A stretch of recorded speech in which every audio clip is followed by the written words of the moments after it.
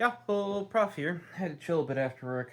I don't know, I was getting a headache coming on. Just needed a little bit of a sit. You know, sometimes just take your mind off everything a little bit and then get right back to doing things. Almost started that second episode of Reacher. No, no, no. So here's something that I've been meaning to do for a while that I haven't been around doing. Now, originally I was going to go through this first, which is my original tool bag that I've had, I don't know, since Stanley Fat Max was around. There you go. I was back when I was working at Walmart. You're like, what? I never knew you worked at Walmart. Exactly. That should tell you how long ago that is. This guy, however, which I was going to follow up with, we're going to do him an opposite now, though, is my work one. We're going to do that one first. And you'll see once we get back to this one, it is very similar. And that's because that worked for me at home. And this one, initially, before they got me my tools, I was actually using my own. But hey, when I was hired, they said they would provide all the tools I need. So they might have slightly regretted that eventually. But they did. They did come through. And get me this.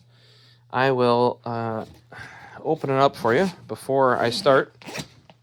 And you guys can play a little bit of, hey, I know what that is. Well, I go and grab the other item that we need, my backpack, because it's a twofer. Excuse me, it was improper to burp that way on the camera. So, you guys take a little sneaky peek in there, and you got the 1X. Let me know what you found.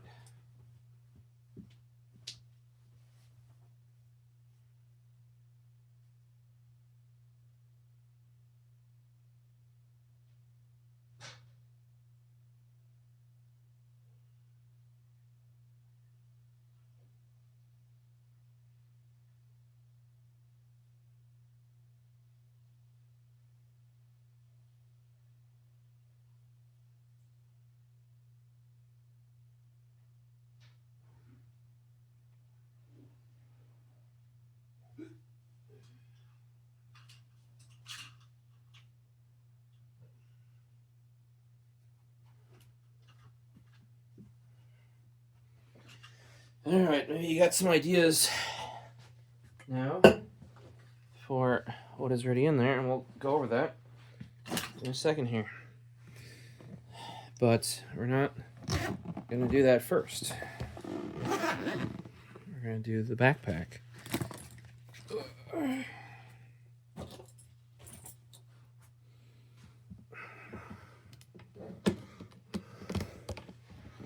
There is the backpack. This is not actually the one that I was running when I was on site. It was actually an Oakley one, much too lightweight of a backpack. It was actually like, Oakley stuff traditionally is for like cycling or hiking, like that sort of stuff. But it's what I had at the time, and it was working for the longest time. Now, by the end, it was one I had probably about as long, if not longer, than that Stanley Fat Max. Sadly, I didn't make it anymore. I really like the backpack. My mom's actually looking at repairing it because some stuff tore, which is why I eventually switched to this one. I believe it's actually a workout bag, but it ends up working pretty well. Some of you may want more, like you might look at the LTT backpack. That's a lot to carry in actuality. Their smaller one might be better. Right now, I would say because I'm no longer on site as my main job, this has not seen the testing and the vetting that the layout in my Oakley backpack did. So all the same stuff's in here, might not be as optimally oriented as it could be. But all the same tools are in there, or minus one that's got to get back in here that I might have forgotten. So the other thing is with this, I didn't know if I would have enough small pockets, which that Oakley was very good at. So this is a 511, and you can see with all these like Velcro here, as well as the loops up here. You can add all these additional pouches. I actually originally just wanted 3. Apparently they were on sale. So I was debating about the third one, and got a surprise from my mom. She was like, "Hey, had to order with what we were ordering for work." And that was on there super cheap or whatever, so I grabbed it for you. I'm like, oh well, thank you. Get a little bit of discount because they with paramedics and stuff like that, 511 will have their like for like any of the, like if you're police, fire, that sort of stuff, you'll get discounts if you order it through, or like if they order it for you, or if you can show that you're part of that. Might as well take advantage of that. So in here, I always used to run a mouse. You want a mouse that both has a dongle, right? Dongle and Bluetooth. And the original version of this trackball, this is an M575. The original version of this, not the business one. Originally, you can see it's quite dirty. There's actually a chunk out of it. That happened very early into its life. This used to be the one I used to use for the home theater pieces. But then I had to buy the business ones because for the home theater PC, I needed their new thing that replaced the unifying dongle. I can't remember at the moment. It's like Logitech Bolt, Logi Bolt, technically, because they don't call themselves Logitech anymore. They're Logi. And I bought 2 of those because one at my desk and one up by the TV, by the computer. Thus, this became available. And actually, for day-to-day, this is nicer because the button on the bottom will let you either pair Bluetooth or swap to the dongle. And you're like, why do you need Bluetooth and dongle? Well, the Bluetooth is for your laptop. The dongle is for the computer that you're working on. So that's what it's in there. Normally, I would have ran something like I had my Rival 3.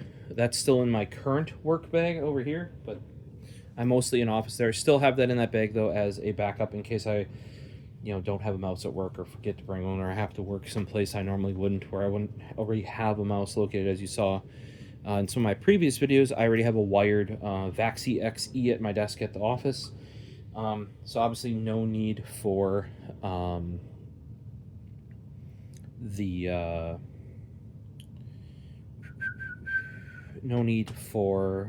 mouse there, but I do still like to carry one. So I was using my Rival 3. Before that, I was using I'm trying to remember.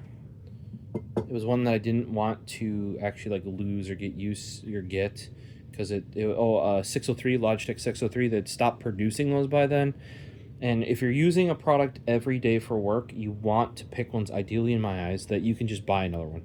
Like, as in, if I forgot the Rival 3 wireless, they were a little bit hard if you go and watch my videos back then to find one, but I ended up just walking into a Walmart and actually getting it $10 off right on release when nobody else had it. Very odd. Oh, here's some more loops that I've hooked to other things too. At least then you can just go buy it and replace it. Before that, I think I was using a Logitech Triathlon mouse. Apparently, I left that at Geek Squad, Squares was saying, because he remembered seeing it when he left. And I do remember using it there one time. Like, there was a time at which I was working both Geek Squad and my job previous to this one, my on-site tech work, so I'd work that on the weekends to keep that juicy Best Buy discount. And they weren't conflicting because one did only business work, and at least there I didn't do any business work.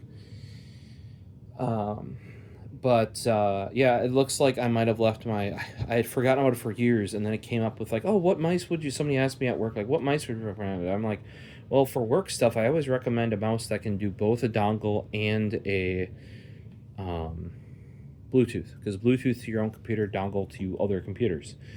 Same thing with earbuds, like wireless ear or headphones and stuff like that. If you want to use them daily yourself, opposite actually. I would make sure, like, if you're going to use it for like web conferencing, you know, Teams, that sort of stuff, or even Discord at home, make sure you get yourself one with a dongle. Bluetooth should be a backup because it sounds like shit comparatively, and it works like shit. Or you can pair it up to your phone if you need to, like, just listen to some music. So that kind of came up in that conversation. The second thing on the outside of this that I keep in here is this, which is the Insignia screen cleaner. This is for if you're ever working on somebody's laptop or desktop or they have a screen.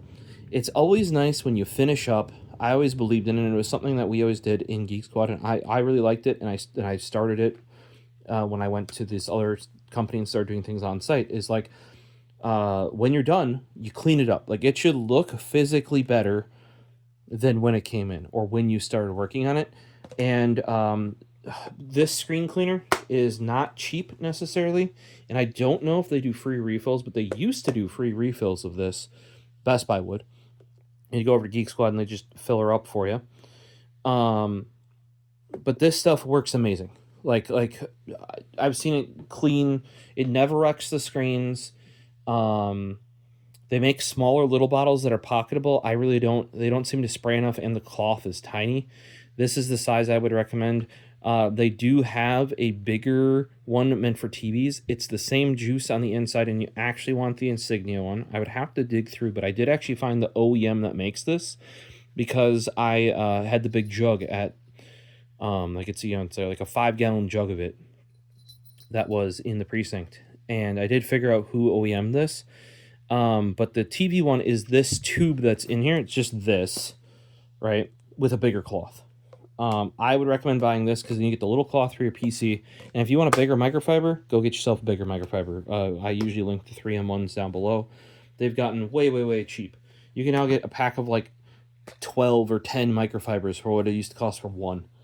Then additionally, by the way, how this would work, at least with me on site, is I would carry the backpack in with me always, because my laptop would be in it, and I would need that to access our documentation, log time. Some of that could be done on the phone, but a lot of that, and then they would issue me a phone, at least there.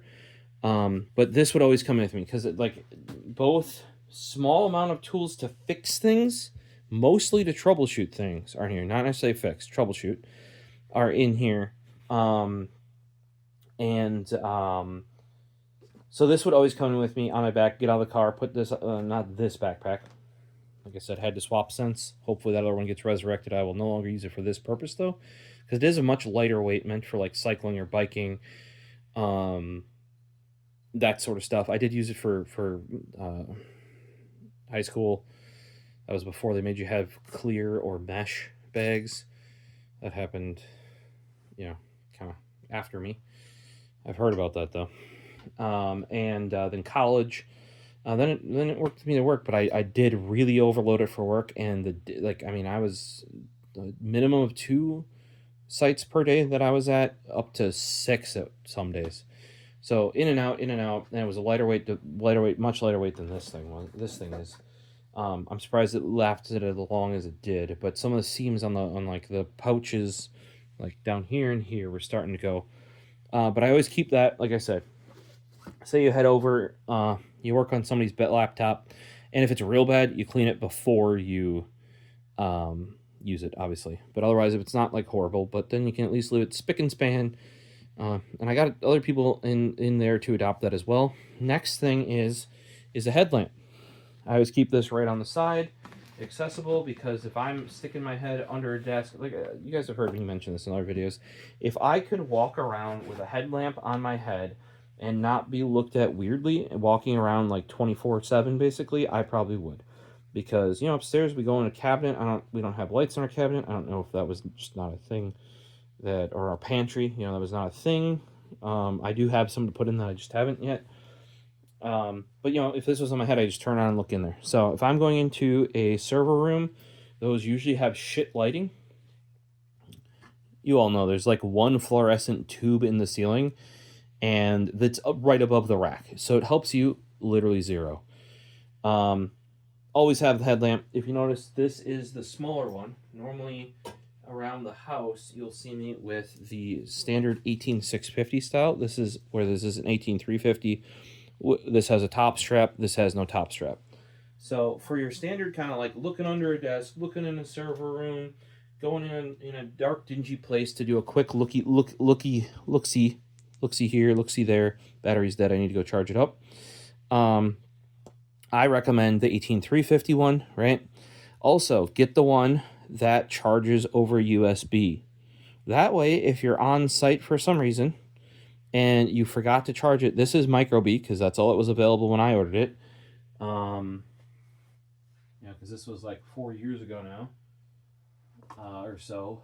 Might have been even longer when this was actually ordered. I'm trying to find somewhere around here. I have the new one of this that I thought I was ordering a 7-pack. That was a super good deal. Well, I kind of thought.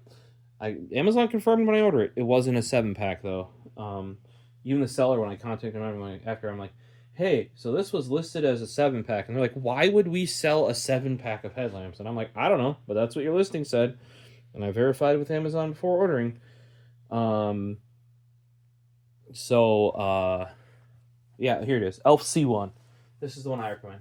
Army Tech still. I mean, if you want the bigger battery and you're going to use it for other stuff, because this isn't just your work one, get the C2. That's the 18650 version.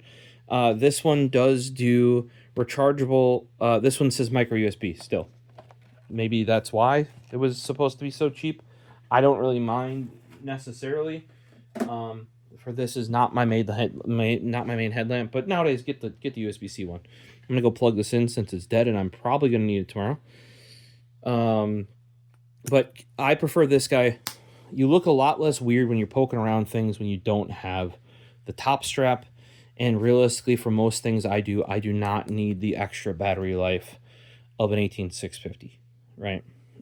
Worst case, I have plenty around the house I could use if I know I'm going to be doing a bigger project or something. But I always keep that just on an accessible pouch externally. Same thing on the previous bag. Might have been in a slightly different spot. Let me charge this up real quick, though.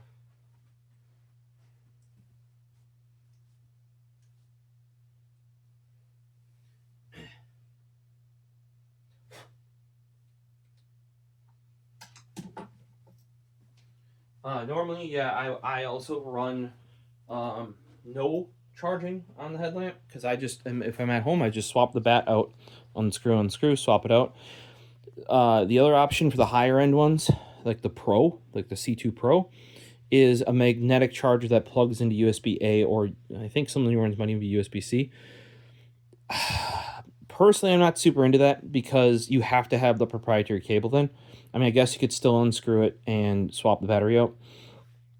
But I just replace it with a non-magnetic tail cap because otherwise your head gets stuck in computers, stuck in server racks, stuck under cars, hoods, stuff like that. I prefer the non-magnetic tail cap, and I just unscrew the battery, swap it out, and go from there. But then on the smaller ones, I do prefer like having its own ability to charge. And you just plug it in either when you're back at the office, in your car, but driving between sites, if you need to, or when you get home at the end of the day. And that's also why it's accessible on the back, or on the side, or front pouch, wherever you put it, just so you can grab it. I use that all the time. It's like, oh, I need you to take a look at that. Okay, I put my headlamp out right away and do it.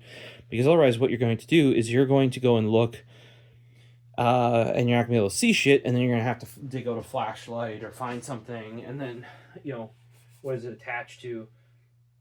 Now, there's other stuff that you could do. I did not have one of these or even know about them back when I worked that job. I'm just checking here since somebody hit me up. That bing bong you saw.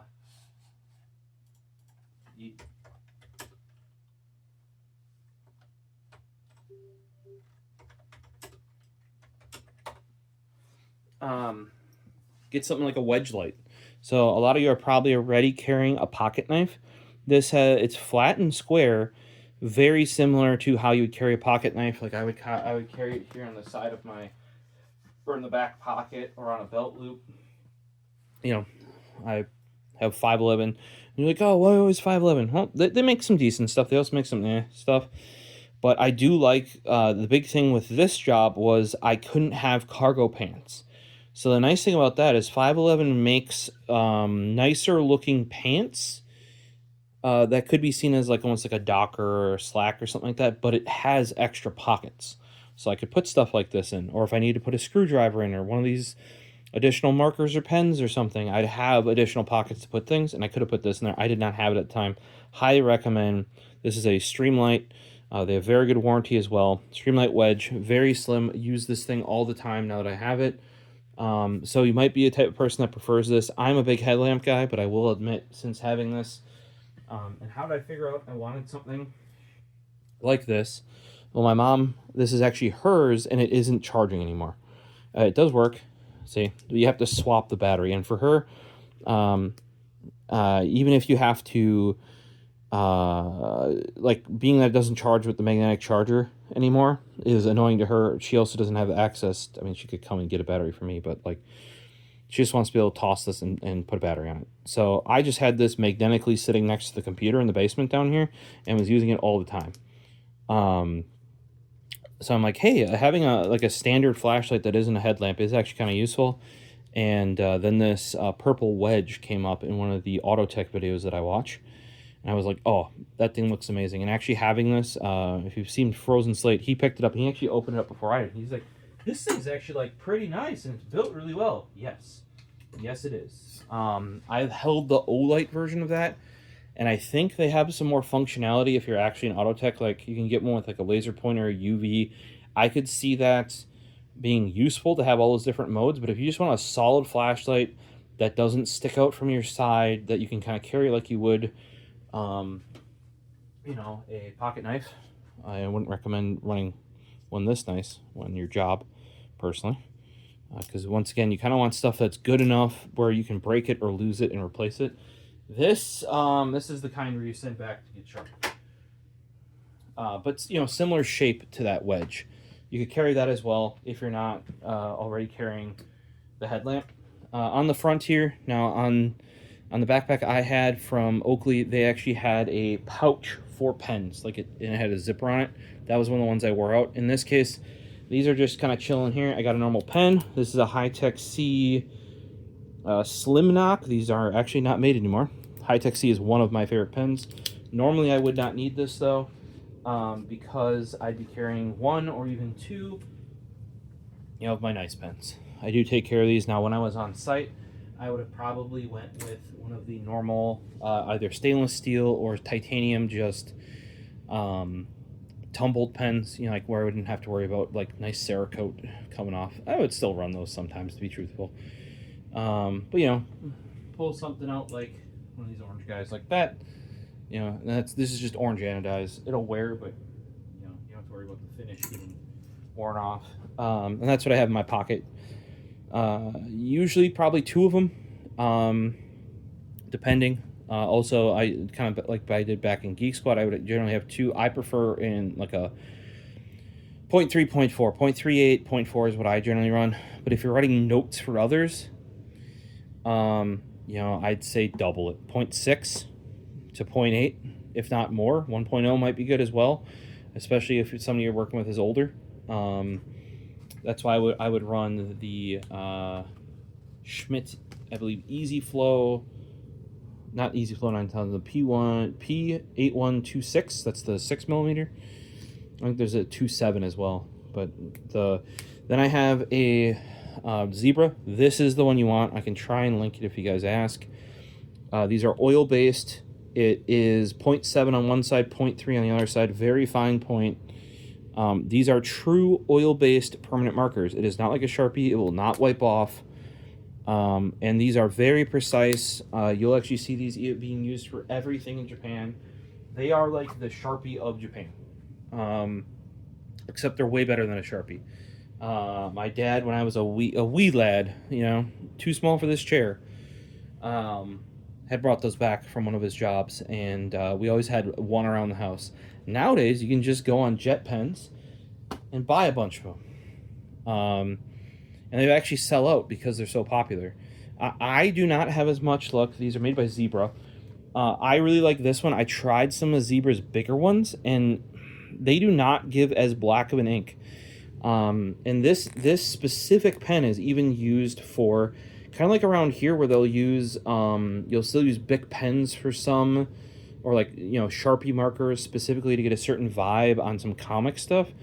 They'll actually use this specific model for manga, and usually manga, sometimes animation, that sort of stuff, because it gives a very specific, very dark black line, and the other end is very precise.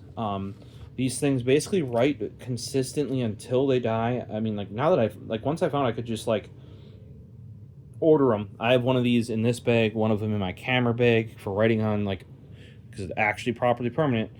Or if you ever wrote on, like, say if you've taken a Sharpie and wrote on, like, electrical tape and it's smeared. Let it dry, that won't do that. We have whiteout. This I also use for marking.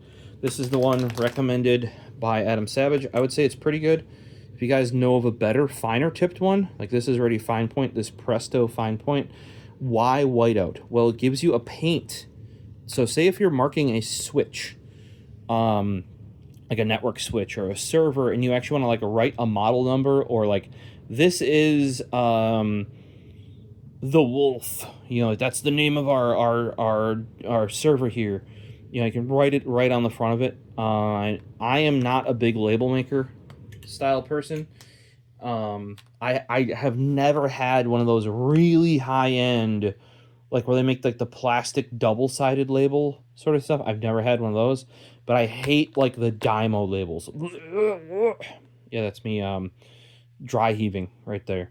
They're so because they peel off horribly, they stick horribly if they get a little hot. Servers get hot. So my recommendation is just and why this and not a paint marker? This dries way faster from my experience. The other kind of marker you can use is the kind that they use for like construction, for writing on metal and wood and that sort of stuff. Those also dry very, very quickly. I think I have some Milwaukee ones that I have in the other room, but the whiteout is pretty cheap, and this one is pretty fine. Sometimes you just have to wipe the tip off because it does build up a little bit, but it's not really a marker per se. It's just like a thing where it flows out. But I use this. Yeah, Adam Savage is the one that recommended it, and works great. I would use it for labeling my own stuff, labeling stuff at companies, all that sort of stuff. This was another recommendation from him that is amazing, is the Pica marker. And what is a Pica marker? Well, it is a through-hole permanent marker.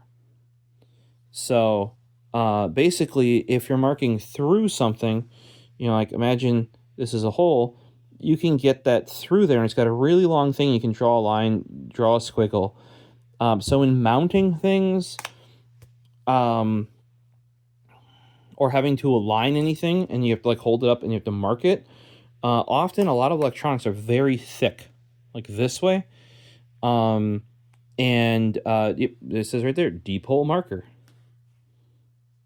Deep hole marker. So I'll try to put this down, but these went way up in price once he recommended them, but I usually keep one around for the random projects I use. It's also great if you want to run it along a ruler, because it's a very, very pointy tip. The other thing is it is designed for construction and that sort of stuff. If you can see here, fine 1.5 millimeter, and twist and press. So it actually will extend out, if you can see there. Like the nib can extend out. But then the other thing that nib does is, say if you're writing a whole bunch and it wears off from you writing on rough surfaces, like say you're writing on concrete, or like you'll see the like cinder block with paint over it in a lot of like institutions and stuff like that, or in a car, or just on rough surfaces, and the tip gets worn out. It won't, because like like a normal Sharpie will get frayed. That'll just wear down, and if it gets really splayed and frayed, you just chomp it off. Like extend some out and chomp it off, and you got yourself a new tip. I have done that a number of times with it. Next up, we have over here on this side. I can't unhook it, so I'm not going to do that. we're going to just aim this down here, right there. What do I have here? Quick access items. Quick access items. I didn't have a backpack back at Geek Squad, because we didn't really, you can't really bring things in there because they're worried you're gonna bring stuff out. What I did have though was a lunchbox. So with this on the lunchbox, I always kept a ruler, and this is the one I kept. It made it over to this bag. I do have a ruler, a tape measure. So I do have a bigger, better one that you probably saw on the side of my tool bag, but often this little guy will get it done. And remember, I'm going into businesses with this, and sometimes they're like, I wonder if this will fit. 6 foot, 2 meter, and this is also metric and standard. That's why I went with the Milwaukee over the DeWalt, I believe at the time. A lot of PC things are done in the metric, for like fans, for, you know, dimensions of things. So it's useful to have the metric and the standard one. I just keep this on my bag. That way I don't have to carry a full tape measure, and this will get me through, you know, obviously anything over, like, I wouldn't even say 6 feet, because it's already drooping at 34 inches. So, like, it's nothing amazing. And, like, I wouldn't even recommend this for around the house. If you need a little guy, I keep this guy magneted next to my workbenches. I probably should pick up some more. AVE is the one that recommended these. They're just cheap little... they actually got a decent quality of tape on them. Good size, 9 foot. Like, often I'll have to do 6 foot for wires, so it's enough for that, right? And they're magnetic, and they're just like little, small, and handy. So if you want to measure a box for shipping, that's another thing this guy could do. I could clip it on my bag, and I just use the 9 foot DeWalt. But if you notice, it's only, and I was looking, I don't know of this model. I would love to have this model with metric and standard on it, like this Milwaukee. Otherwise, to be truthful, this would have probably made it into my, or into/onto my backpack. But yeah, that's another thing. We often did shipping, a bunch of shipping. You got to ship stuff back for RMAs. You got to ship stuff out for companies. So having this, often for shipping, you need dimensions. Just this little tape measure will get that information for you. This is actually what I used it for at Geek Squad as well. We had a lot of shipping and receiving and that sort of stuff you need to do. Often you need to do that. The other thing would be like TV sizes. People are wondering, like, how many inches is that? Or, you know, how big is that laptop? They're looking to, like, to get a case that fits it, or vice versa. Little tape measure like this, super handy. I actually gifted my mom one. She keeps it on her bag for work. Random stuff. Like, you're like, why would a paramedic need that in an office? Great question. Little tape measure like this, super handy. Let's go down here. So these two guys here, for those wondering, these are female USBs. This is how I do that. In the case, these were actually wrist straps that I then super glued in onto female USBs. What I found is actually much cheaper and easier to do is you can, on Amazon, buy, and I do have some more, I don't know where they went now though, buy, basically it's a female USB with a bit of wire that you're meant to solder on stuff, right? Well, if you just double it over and tie wrap it, you now have that, effectively what I made with that female USB. You should have seen the people at work when I was making that. They're like, why the fuck did you know you don't have to solder your own USB cables and repair them. We can just buy a USB cable. And I'm like, yep, that's not actually what I'm using them for. What I use these for is retaining these little dongles. And you might want to do this. Like, if you have a little dongle for your mouse that does not have a place to store itself in your mouse or your keyboard, at least this gives you some, like, a place to store it securely that you can hang or attach to something. These are my better ones. These are my Asus Wi-Fi. I think this is a wireless AC dongle. This is probably my recommended one, which is the USB AC RN00. It's just the one that they sold at the little USB dongle They sold at Best Buy for about 40 bucks. This will work in Windows 10, at least Windows 10, if not possibly back to Windows 8 without even drivers. Okay. Then we have the Asus Bluetooth dongle right here. Same one, sold at Best Buy around that same price. And this is the better one of the two. They have a non-gold one that is worse. This is USB BT 500. So it's a Bluetooth 5 dongle. I think the other one's only like a 2 or a 3. But yeah, I keep these. These are the ones that actually are for my home kit. Because this is often in my car or might not be at home. Or I don't want to I'm going to make sure all of this, especially when I was working on site, I don't want to cross pollute my work tools with my home tools. I mean, you can steal one temporarily for one another, but if it's something you regularly use. Now, in this case, what do we have? We have a wireless AC module. It looks very similar to the Asus. It is an EdiMax instead. They cheaped out a little bit. It uses the same chipset in there, the same Wi-Fi chipset. So, roughly the same thing. I would have preferred the Asus because I had known and worked with it. I tend to, if I find a thing that I know and works, etc., I stick with it. Hey, they're running the books, though.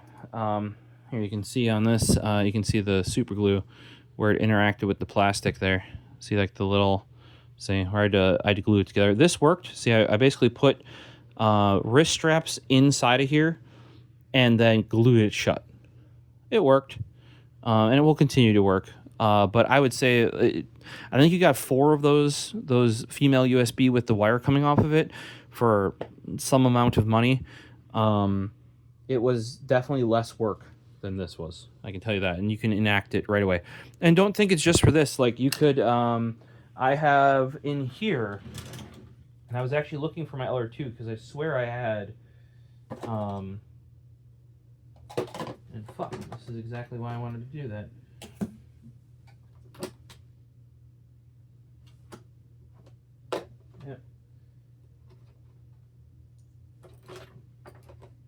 So these guys are just flopping around loose in that drawer. And this is for my Q60 Max and my Q0 Max. That's my Keychron, basically happy hacking keyboard knockoff. And then the Keychron number pad. You would have a safe place to put these because they'd at least be bigger and have a loop that you could hang on something and be like, oh, I know exactly where to go for it. Normally those other ones aren't even in this drawer. They're normally hung from stuff down here. Not up in my office anymore at the moment though. So, but that's just a trick for you guys. Get if you want to do it this way, get some cheap female USBs, add some cable or I wouldn't recommend using a zip tie. I did try that. It eventually tightened itself up a little bit and stuff like that. But so this is this is the one I would recommend using. It's a wireless AC. That's Wi-Fi 5, I believe, but it is the one natively supported by Windows 10. Driverless is what they would call that. You can get the EdiMax. I personally would recommend spending a little bit more on the Asus. A little bit more drivers available on the Asus website, as much as I hate to say that because I shit on Asus all the time. This one is even more useful though. This is the pluggable wireless N. It is way slower. It is 2.4 gigahertz only, but like all pluggable stuff, it is completely driverless. All the way back to, I don't know, it's like Vista, maybe I think XP even. So as an on-site tech for small businesses, you run into ancient shit all the time. So most of the stuff that you would deal with, this would work fine. And you're like, well, why would you need that? Well, sometimes you're setting up a desktop and the wired network drivers don't have drivers. Or sometimes you're setting up a laptop and the wireless doesn't have drivers yet. You can plug that in and have instant support for wireless and at least get it on the network to get the other stuff if you don't already have it. Sometimes the Wi-Fi goes out in a device. And often both of these, for those wondering, and the ones that we're coming to, heck, we could even do that with the tape measure. That never happened with the tape measure. They're not like, oh, I want that. But with these, often, part of the reason why they might have gone with the cheaper one is I think 3+ times, one time with the pluggable, and at least 3 times with the EdiMax. I plugged it in, the customer's like, hey, can I just have that? And yep, you just write them up a bill for it. They pay for it. You order another one off of Amazon Prime. Same thing happened with all of these StarTech USB adapters. And you're like, why do you have all these StarTech USB-C adapters? Well, they're all dongles, USB-C dongles, that are portable and compact, and I just leave hanging off the side of my thing.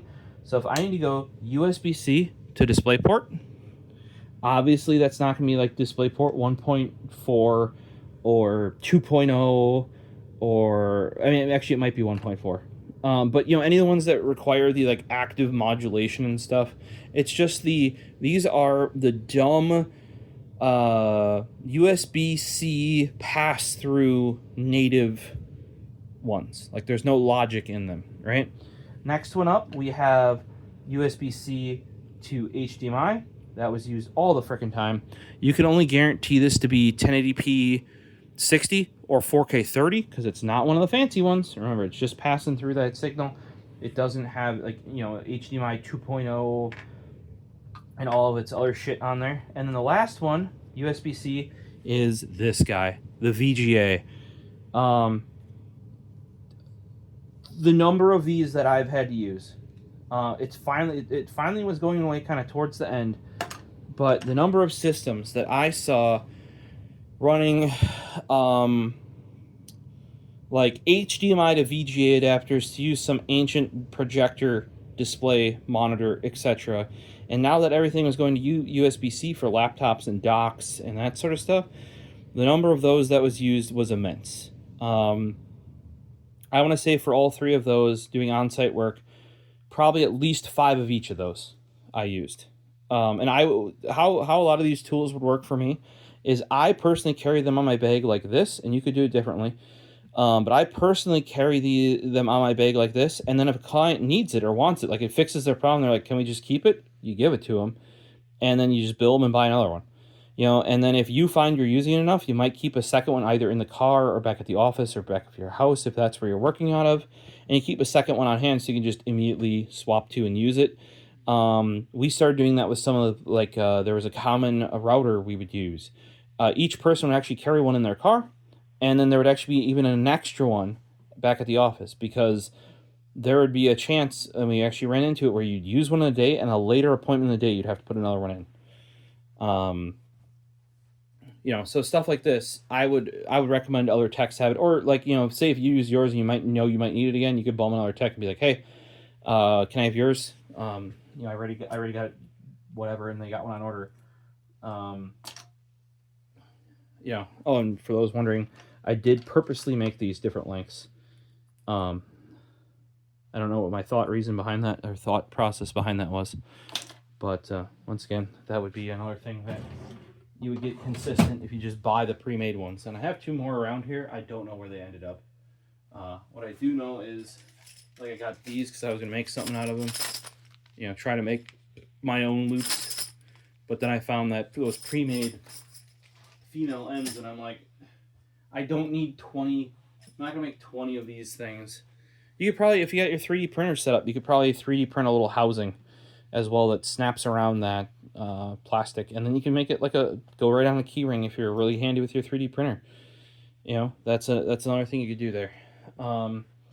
Let's flip this around then. I'm gonna go and get my Coke is empty. There's my Coke.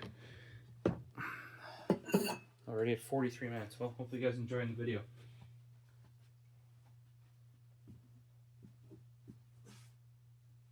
Coke was not empty.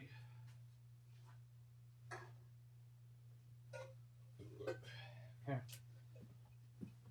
And you're like, well, you didn't want to make this video. Why are you doing this now? Yeah, great question. Well, the reason is because I'm going to need this because I'll be building a PC and it won't be at my place on this that you've normally seen. So I'm basically going to use the same set of tools for building PCs and setting it up that I would elsewhere. So on this guy, what I do like, because it's like a gym bag, and there are some, I think the LTT backpack, like that would have been a prime candidate if I was still working on site. This, oh, we forgot one other thing. On this side of the bag, I have a pair of COS Porta Pros in their case here, and you're like, why cost Porta Pros? And these are actually specifically the Mass Drop, the Drop Edition, that have the mic in them. The reason is often you will need to test a headphone jack. These are headphones. Very reliable, robust headphones from the 80s. The other thing is sometimes you need to get into a conference call, or somebody else does. This has a mic on this variant. And I personally love the Porta Pro. Sometimes you just need... in my current bag for work, I carry a pair of Moondrop Chews. C-H-U. Not the Chew 2. Those are too advanced. They're actually more like hobby IEMs. The Chew 1 is a true IEM, but it's more of like a fancy earbud, which is what I'm looking for. I want a 3.5mm 4-pole jack. You can just plug it in, you can use the mic, have decent headphones, etc. That is exactly how these guys are here with the costs. And then I have this little, what do they call it? The side lock night eyes. This is the same thing I use for my, right there, I use that for my, I think this is supposed to be this way, but this is the same one that I use for my glasses case, except a bigger version of this, to hook on my thing. And I like the little lock down here, because that way when you lock it down, it doesn't come undone, even it gets caught on stuff. I think that's the stainless steel one. I thought they'd be better quality, like more robust. Turns out aluminum is plenty strong, and the aluminum one actually has rounded edges on it, so I actually liked it more. I would say that the locks on those also lock in like better and more reliably. Still haven't swapped the one that's on my glasses though, because it's still working. I'll probably swap it back if I ever break it or something. But what I like about this, and that you would like about the LTT backpack, if it had, and I believe it has this feature, is it zips down all the way and opens up. And I think this is something to do with it being a gym bag. In here, my troubleshooting laptop. This is still running Windows 10. And if you're an on-site tech, unless your company requires you to, I would still be running Windows 10, and I'm still going to keep this bad boy with Windows 10 on it, even after Windows 10 goes UL, because you always need a system around. My dad was telling me he just had to get a Windows 8, or I think, system out to do something specific. Yeah, it's always good to have a system around that was working in its day and is still working. So then once Windows 10 goes EOL, that will be my Windows 10 laptop. I tried replacing the battery. So it turns out when you have replacement batteries for laptops don't have logic in them on the shelf. So if they just sit there, they eventually like kill themselves. So like I can't get a new battery. I was ordering OEM Lenovo batteries, proper ones. Turns out they're produced so friggin' long ago that they're actually bad out of the box. Like I want to say like the new ones I got were produced in like 2019.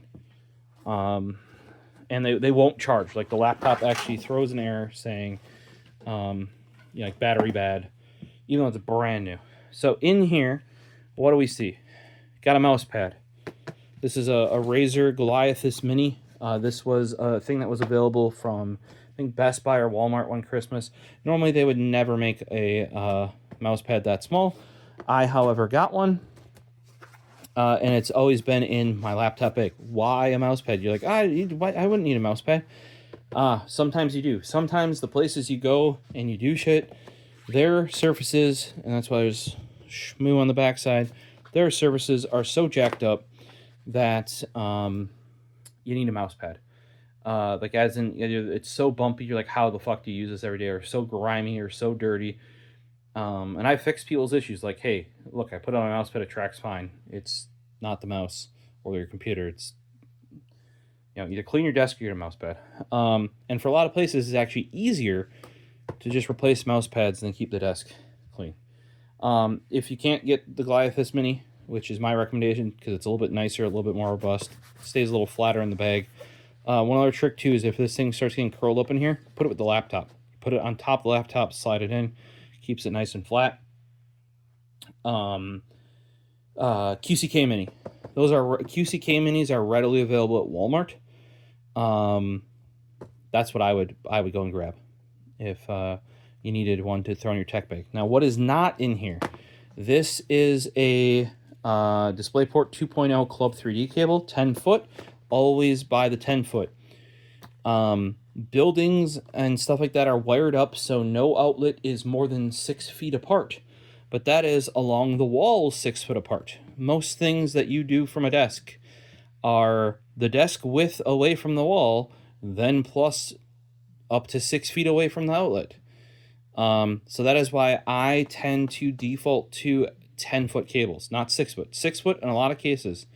Or if you have the old metal desks, like mine over here, that was from a hospital. I've seen the same kind. You've actually seen it in Umbrella Academy. They had a metal desk. On that side was a file cabinet. On that side over there, right? And it took up a good third of the desk. There are some that can be on either side or both sides. Very common, I want to say late 70s, maybe early 80s style desk. I think it's more of a 70s style. I'm trying to remember which actually, they might have even been going back as far as the 50s. Either, I don't think 50s, because that'd be like more of a rounded, probably a metal top. But you let me know what era that's from. But either way, like often, like there's a metal back that goes almost all the way down. Often they have the computers here, and they want their keyboard there, and their mouse there. And you have to go all the way down and around the back. That is where a 10-foot cable is super handy, because you have to go all the way around all this metal and stuff. Also, by the way, if you want a wireless mouse that the dongle is plugged in under this desk with all this metal around this, it is not going to work. I have actually like a video I made on that. So pick up the 10-foot. Yes, I understand that the Club 3D is expensive. But you will not, especially because I service some places that they were engineers. I actually built them CAD workstations for various stuff. They had 4K monitors, right? So just because the bulk of your people, also it's one cable. This one cable is maybe $20, right? You're not, like, I would use this for troubleshooting. Oh, my monitor doesn't work, blah, blah, blah, blah, blah. Well, I knew I always carried a good cable. This used to be branded, this is branded my color now with the yellow tape. And ties used to be branded with my employers. I made it green for them. Paisley, you cannot go in the bank. No. And just wrap it on there. Sometimes I would leave it on there if I was lazy that day. But often, if it was a temporary thing, I would leave the color on there, so that way when I came back, I knew it was still our cable as like the testing to troubleshoot it, and not the customer's cable. Now, same thing with this, because I would carry this, and I normally have an HDMI cable, which I should definitely order one, but it's currently hooked up to the TV in the other room. I really need to order one. I would just haven't, because I haven't been doing a lot of this stuff. But I always keep a 10-foot HDMI 2.0 and DisplayPort 2.1 in here. Or it's technically what is it? HDMI ultra high speed is technically, because cables are rated differently than HDMI ports. Keep it in here, 10-foot. That'll cover most of everything. Then if they want it, I've even done it because I keep this in my car. Like, I've been to people's houses, like friends' houses, and they're like, shit, I don't have a DisplayPort cable for my new monitor. Actually, I know a friend that purposely didn't buy one when he ordered his monitor because he knew I had one. And give it to him. Be like, it's this much for me to order it. They hand you the money, $20, $25 or whatever it is, and you just order a replacement, toss it in your bag. Now, if you go through these a whole lot, maybe you carry another one in your car, if you're driving around for your service calls. Definitely, if you have multiple techs that do this, keep an extra one at the office so that person can replenish. Like I said, did that with HDMI. My HDMI is missing. Since I don't do this regularly, I just haven't replaced it. You can see more tie downs in here for those little things I showed you. Right here, there's two more. In here for troubleshooting. Flat cables, and I roll them up like this, flat Ethernet cables. Use these for troubleshooting. Yellow is always your test lead as your main one. So this is my main one for troubleshooting whenever I'm doing test connections. If you ever troubleshoot cars or electronics, you'll learn that yellow is always your test lead. And then I personally go with red as my second one, because it's a very bright color, just keeps your eyes up, being like, yeah, usually Ethernet cables are like black, blue, gray, etc. So red kind of keeps your eyes going there. Those, I guess I could give, I think I bought this in a pack of 6 or something. I only have 2 left. Those might have been left at the previous employer. Here you can see some of the stuff that's still green. But Paisley.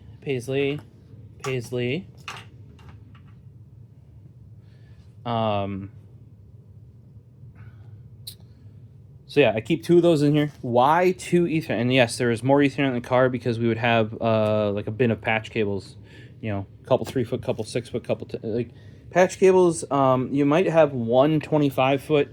Realistically, for a patch cable, you shouldn't be going over 14-foot. It's very rare when troubleshooting and like just going on a call that you're going to need a 1-foot as well. Now, if you do a lot of networking, you might want to toss those in there. You know what I mean? But generally, I did a 3, 6, 10, 14, and had a couple of each in the car. These are the ones I use for troubleshooting. If it turns out that fixed it, I run out to the car, get the correct length they need, and charge them for it.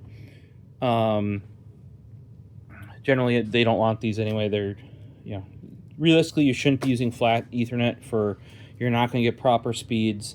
This is Cat 7. You shouldn't be using Cat 7. You want Cat 6 or Cat 6A. I shouldn't say it. There are purposes at which you should be using Cat 7, which really isn't a standard. Cat 8 is, but that's for 40 gigabit over Ethernet. So unlikely, like you shouldn't be running those day to day. I would just look for a shielded, because then you can do power over Ethernet if it's actually got the shielding. You shouldn't really be using unshielded for power over Ethernet. And flat, and you can roll them up like this. I just put in a little Velcro thing, and this pack's way smaller than having I think these are 14-foot. That's another thing. I would recommend going to the end of that recommendation of mine, 14-foot for your test cables, because you never know like where in the rack you're going, or if you're going outside of the rack to like an AP, or like a lot of these, at least for me with small businesses, they would just have stuff like in a closet or at the end of a hallway, and they kind of went wherever the security person or the person who set up their internet put it, Here we have a DP to HDMI 2. So this is an HDMI 2 adapter. What else do we have here?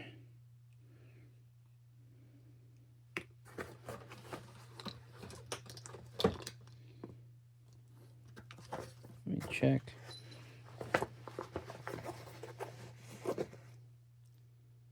So I must have given out one of mine because I don't... No, it's right here. So here is 4K 60, DP to 4K 60 HDMI. So, whereas this one has logic in this box. If you notice, it's way smaller than this. This is a passive adapter. That's what this is. It's literally just DisplayPort wired to HDMI. DisplayPort has native backwards compatibility to HDMI, as if it were single lane DVI. That's why I have a DVI to VGA. I don't have, normally I would have carried a DVI to HDMI. I must have used that up. I probably have extras around here I can toss in here. I have to make a list of what's missing in my bag here. Thought I was missing this guy, but looks like I'm missing the DVI to HDMI, which are actually kind of hard to get. StarTech does make them. They make the only one that I think is good. And you still have to chop down the sides because they put too much. You see how there's like a very limited amount of plastic molding on the side of here, right? The StarTech ones of DVI to HDMI are like way big. So you just take a utility blade and go chunk, chunk. I actually might have one, because I had to give that to my dad at one point. He replaced it for me.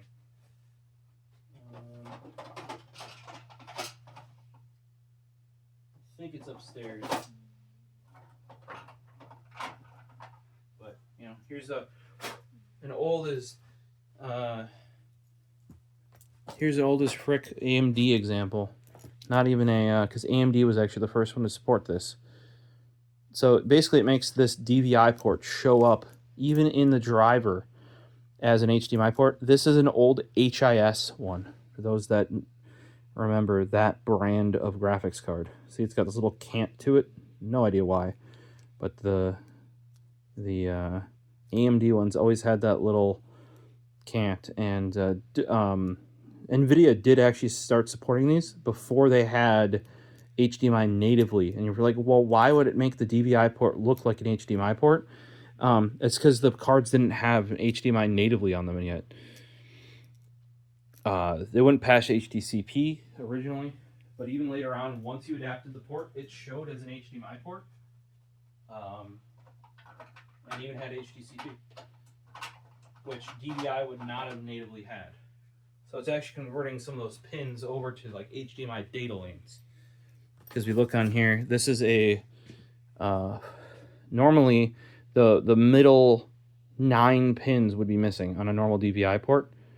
So if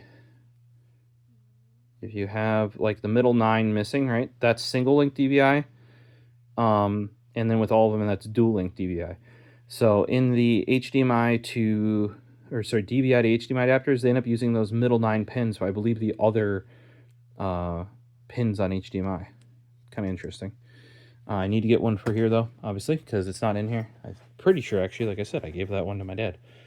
So why 2 different DisplayPort HDMIs? This is up to 4K 30, so 1080p. Or if you literally just want to convert your DisplayPort output to HDMI and you're not using some fancy TV or fancy monitor or something like that, this probably gets used way more often. And you can see I kind of went ham with the tape because I believe this ended up staying at a couple places. It's definitely plugged in a number of times. Whereas this guy, and I probably wouldn't replace it with this one if I did. This is just DisplayPort to higher end. There you go. 4K 60S is this model. I believe prior to this, I had a 4K 60. See, there's firmware on it.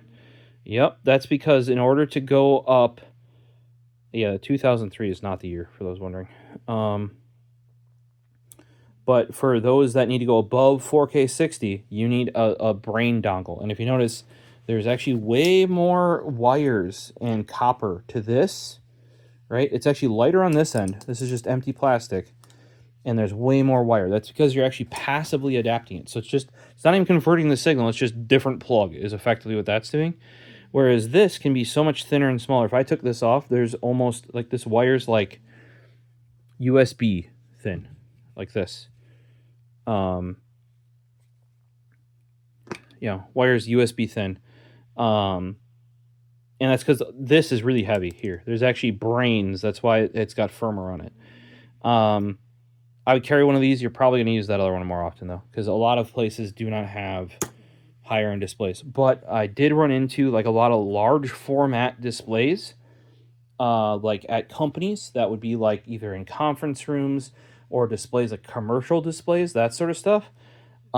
You'd think they would take DisplayPort.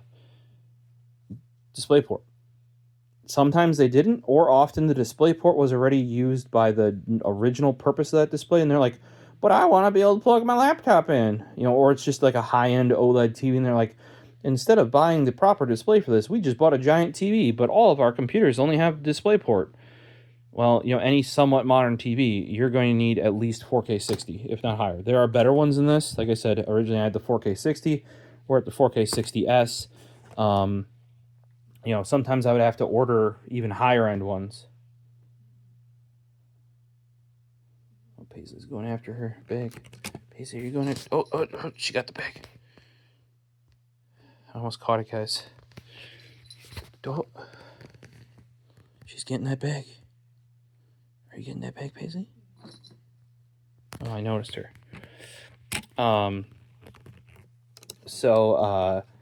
Yeah, I would, like I said, I think I use this passive one way more often, because you buy a cheap. If you're buying a business monitor, guys, also, or if you're recommending somebody buy a monitor for business, spend the $10 or $15 more it is to get the model with the DisplayPort, please. Oh my God, because almost every system since I don't know, the first or second gen Core series, like a Core i7 when that came out, has had DisplayPort. That was before HDMI was even on work machines. DisplayPort was, in many cases. HDMI only came on laptops or computers, like desktops, through being on the graphics card for putting in your home theater. Now, what do we have here? Well, we have 3 pluggable. Once again, pluggable. If you guys are doing troubleshooting, these guys are your guy, your man, your whatever you want to call it. Back in Geek Squad, we use them as well. Now, if you're looking, these guys are yellow. Yep, because and I still haven't removed some of the green branding here. Why they're yellow and green is because they were the companies, but they weren't specifically mine at the company, if that makes any sense. But this guy is the one you really want. So, USB to Ethernet, USB to E100. I've had this linked before, videos before. You want this guy. This is the same as the Nintendo Wii Ethernet adapter. You're like, why do I want a Nintendo Wii one? Because everything basically supports this natively. You can plug this into a TV and give it wired Ethernet with this adapter. The chipset is in here, is the same as the Nintendo Wii,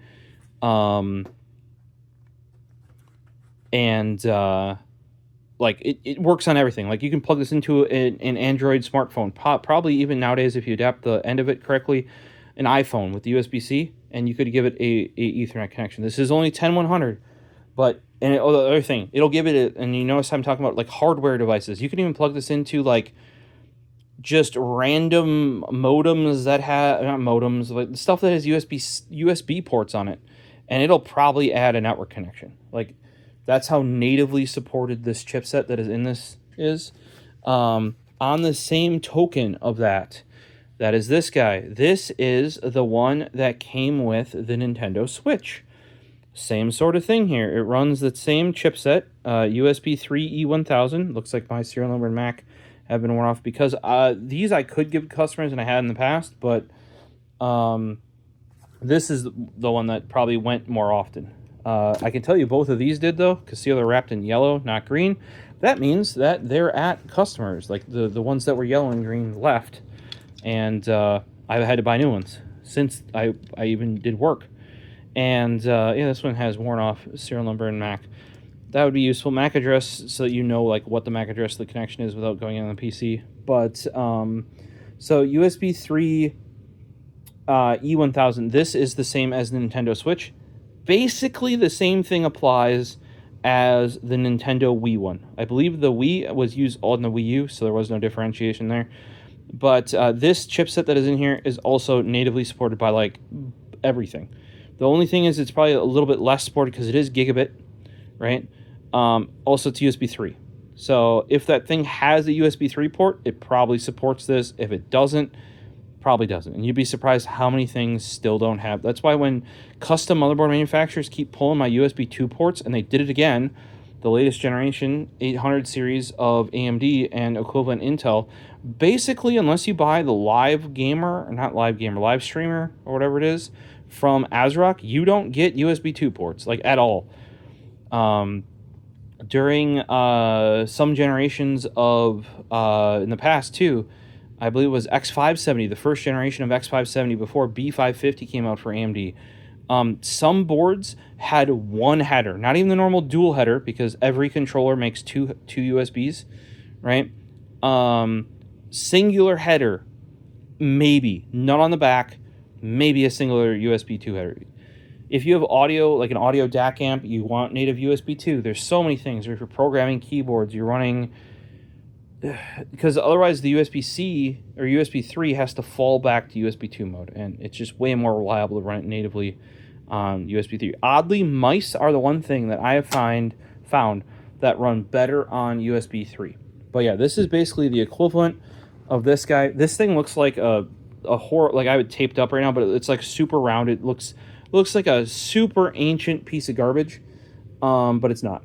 Super reliable. You plug this in, you get a Ethernet connection. Why do you have all of this stuff though too, right? Well, the answer to that is setting up of any networking equipment. Most of that stuff comes with a standard stock static IP, and you often need to go into it before adoption, or like for security cameras or phones, and you need to set it up and change its IP to the one you want it to be before you put it on your network, if your network is on the same subnet as the IP it comes on. Or sometimes it's on a different subnet that you can't access because it's like dot something dot 68, and that dot something is not the one that you're on. So what you do, the easiest way is just get another Ethernet adapter right there, and you just assign it to that subnet, and you just plug it in there temporarily.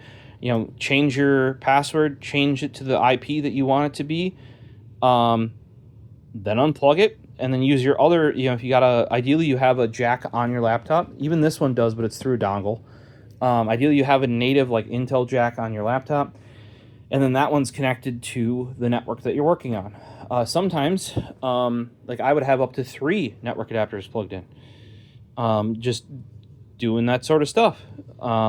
So this is basically the same as that the E1000, except it's a USB-C. However, the chipset is different in here. This one does not work natively on Android, I believe, or something like that.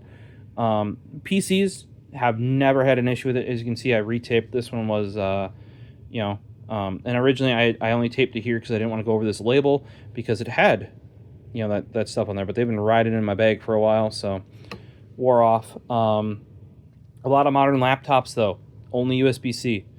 Not the 7th gen that's in here, that's for sure. But the last laptop I was running at this job was a Dell XPS 13 that had been misordered for somebody.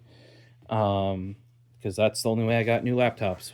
Or a new, otherwise, up until then, I kept going to worse and worse and worse devices. And they were finally like, hey, we have this extra one. We've tried to sell it to, and like, it was ordered wrong, and we've tried selling it, and blah, blah, blah, blah, blah. Prior to that, I had the same thing, but a HP, I think it was a 10th gen with a 10100 T in it. Like, god awful. And it was an HP. So even though it charged over USB-C, it would not charge more than 45 watts with anything but a HP USB-C adapter, which is mind-boggling that they even do that. Other stuff that are in here. Native Samsung USB-A to micro B. And yes, this is right out of a Samsung phone. This one they did not buy me. I have this, so it's got my yellow on there. Strain relief. So, you know, theoretically, this thing is going to keep itself going for a long, long time. Another thing that they did not buy me. This is a, we were given iPhones. So I regularly had to sync, plug in my iPhone, that sort of stuff. Also, a lot of the stuff you're troubleshooting, you're like, oh, but you're doing small business. Why would you have to like plug in iPhones? Maybe not iPhones, iPads, resetting them, syncing them, etc. So we got USB-A to Lightning. This would be great too if you plug it into your 1 amp charging brick if you need to like really revive something, right? And then for my phone specifically, this is the longer, because these are only 3 foot. These little guys, I don't even know if they're 3 foot. But this is the longer charge-specific USB-C to Lightning, right? If you see there. So this is the more expensive 6 foot one. I believe that also does data. It's not USB 3.0 though. That was only specific to like very small generation of iPads, I believe, and maybe one phone. But this is the more expensive one. I have one of these at home upstairs in my office as well, just in case. And for Apple, and I know this is going to sound like, oh, I can just get, yeah, if you're just doing charging, get whatever USB-A to whatever you want, right? I don't care. If you're actually troubleshooting, I learned this as an ASP, cut my teeth on it. You want the official Apple certified cables. Why is that? And I'm sure a lot of auto techs can tell you why as well. You're like, well, how does that matter? Well, here's the thing. You can make sure when you have the Apple cable, yes, it costs more, protect it. Get your, at a minimum, if you don't get these little, like, these are night eyes as well. We sold them when I was at Best Buy. They work really great because the thing that kills Apple cables is the strain relief.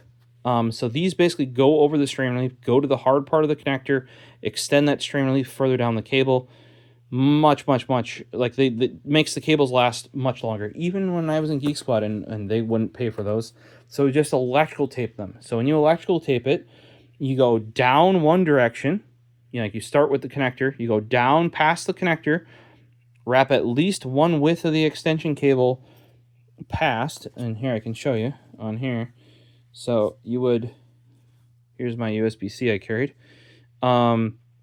So you would start at the connector, and I always recommend you need to keep at least some of the connector because it's got to plug in the phone, in the bottom of the phone or whatever device you're in. But from here up, you wrap, and you go at least the width of the tape past the existing strain relief, and then you don't stop there. You wrap it back up here, so it's like a double wrap. Wrap this way, then wrap back that way.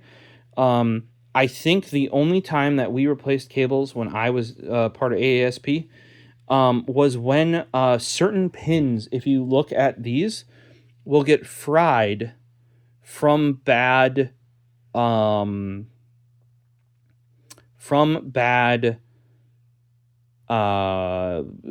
ports on people's phones, because you don't know that they're bad when you're testing them. You're getting to that point. We had, even there, I think we had to replace at least one Apple dock because the docks were required for certain diagnostics. That's the little stand with the lightning connector that sticks up, right? And that had fried some of the docks because of how, people leaving crap in it or using...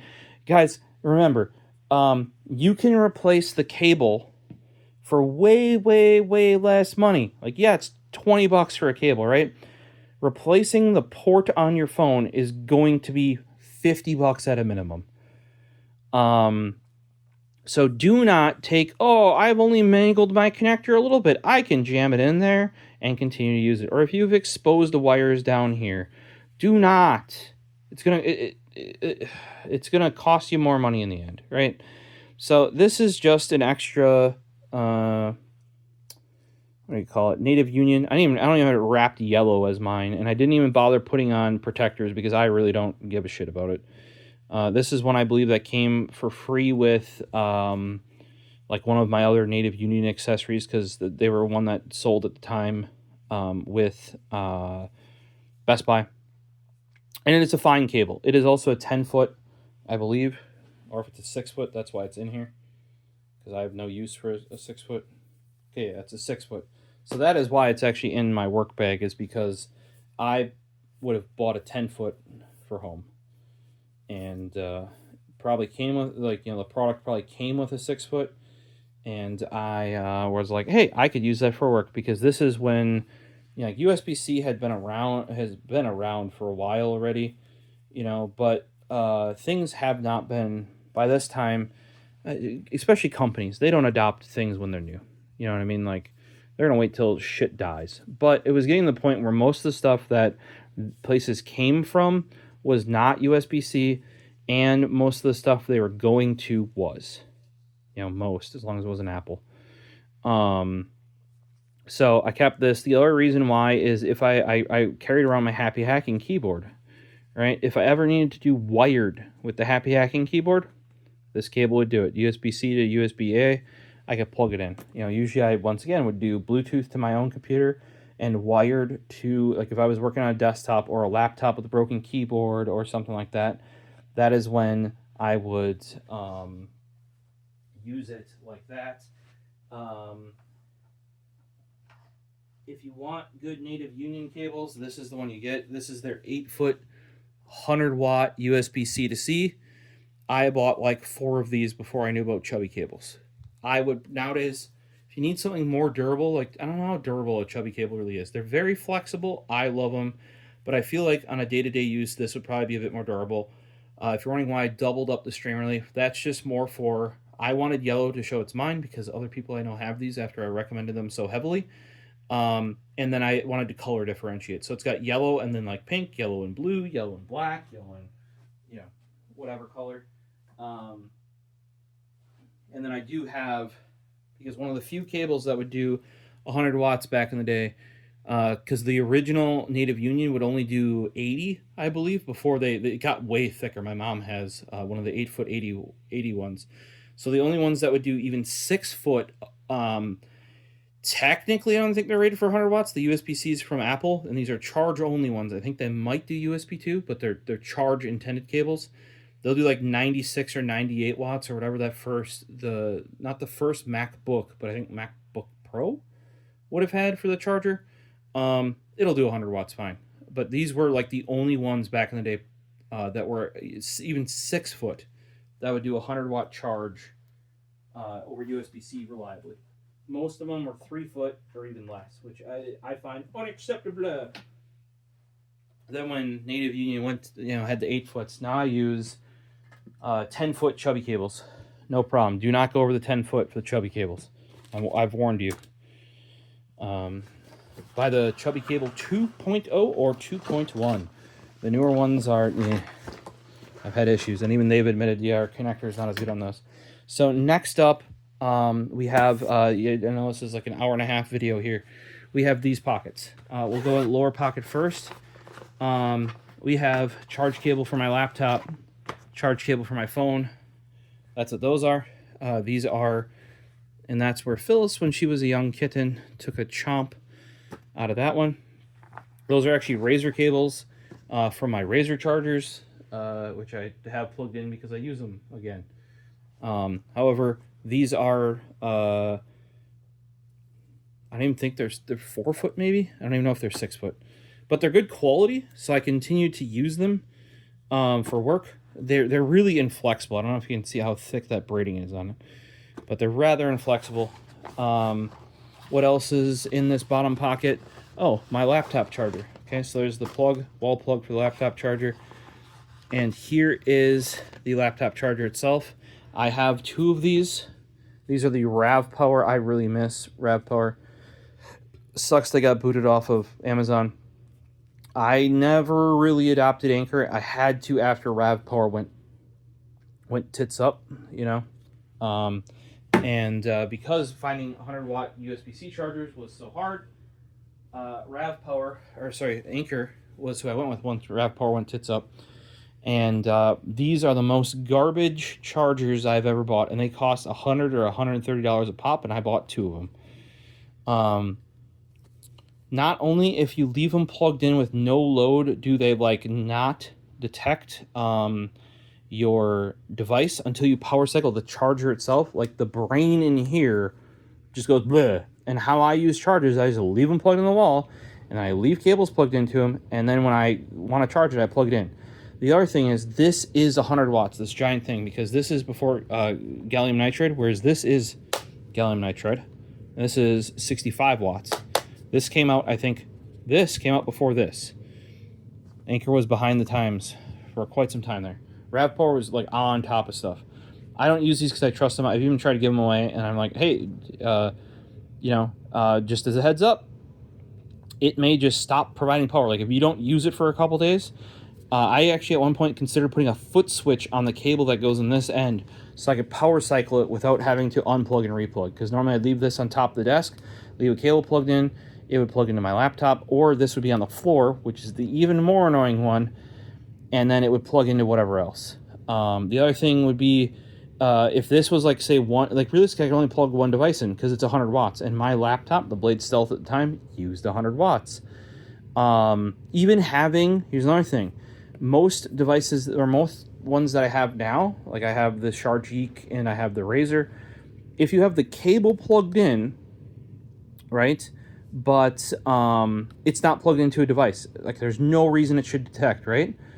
They do the correct 140 watts or 100 watts or whatever. This one, if you even plug in the second cable, Like, this thing must be brain dead. Because if you just plug in a second cable, it drops the first one down to 65 watts. If you plug in one of these ones, it drops the first one down to 65 watts. Even though this can only use 18 max. Like, it is just... Oh. Yep, and then this is when I found out, like I said, that whole thing where if you leave it plugged in, and I would, because I leave one next to my desk and one next to my couch. Kind of like I've shown you with my Surface.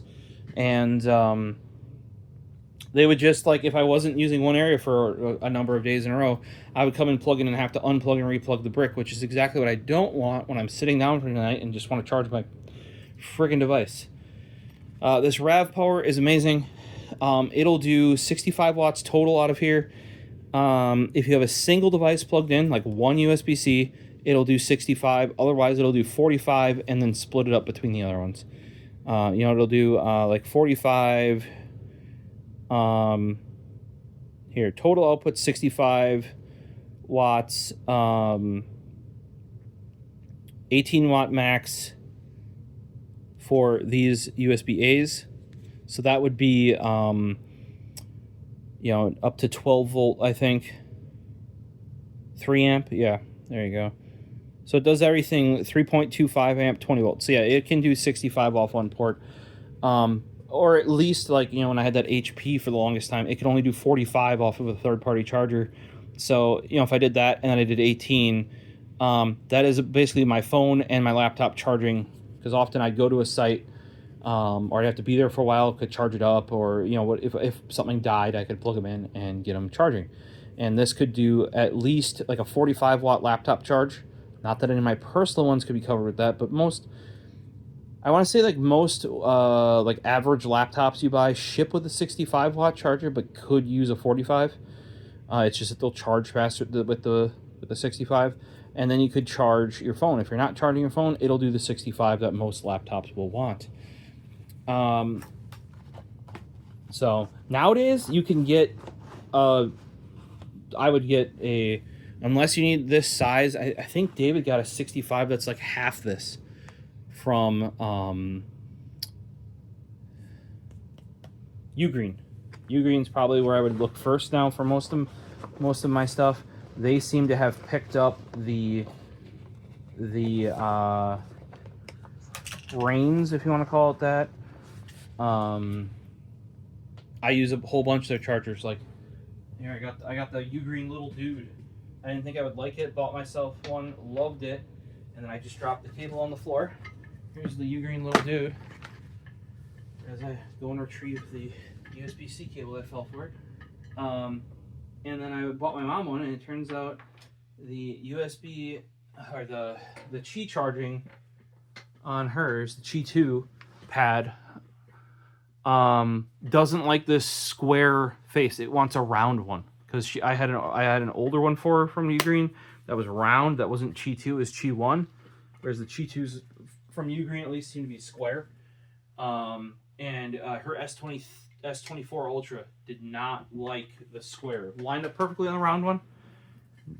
Just like it would detect on the square one, but wouldn't charge for whatever reason. Very, very, very, very weird. So now I got two little dudes. Both are in this room at the moment because I'm not back up in the office.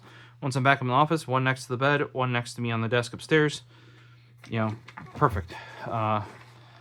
Last thing that's in this pouch down here is the iFixit kit. It's also been swapped for a LTT driver. I don't remember if this is the Mahi or the Mako. My watch has not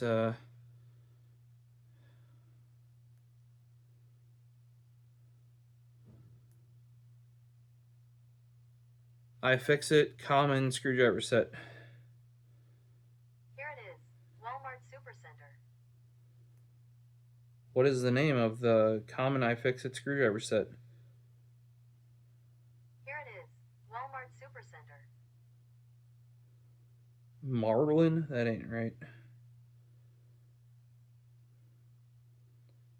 Mako, I think it is.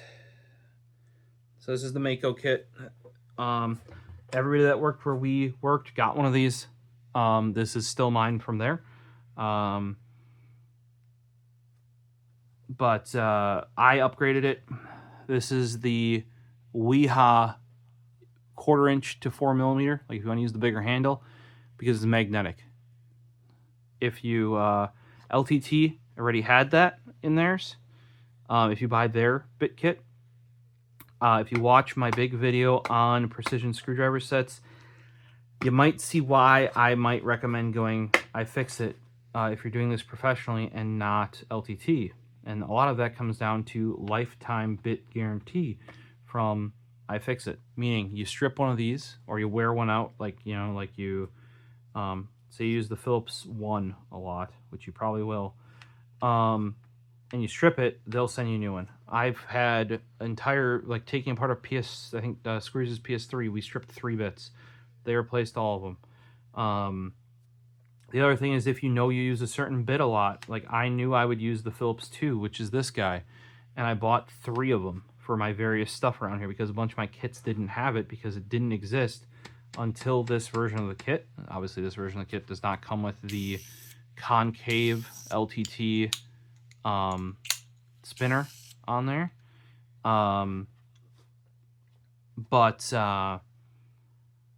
Yeah, so a lot of my older kits don't have the Philips 2, so I bought a bunch for that, and I think I even have extra because I thought I'd be using a lot more than I eventually did. Now in here, this might look normal because you have the normal iFixit Flex guy, right? But underneath there, I took the foam out, and I also have the Wiha 4mm straight magnetic that they don't make anymore. Magnetic extension. This plus this plus this, that's a Philips 2. I can now build a computer easily enough with this. And I have many occasion. That's why I carry the 4mm bit in my backpack, because I can do initial diagnosis or rip apart a laptop with this without having to go get the big toolkit, tool bag, etc.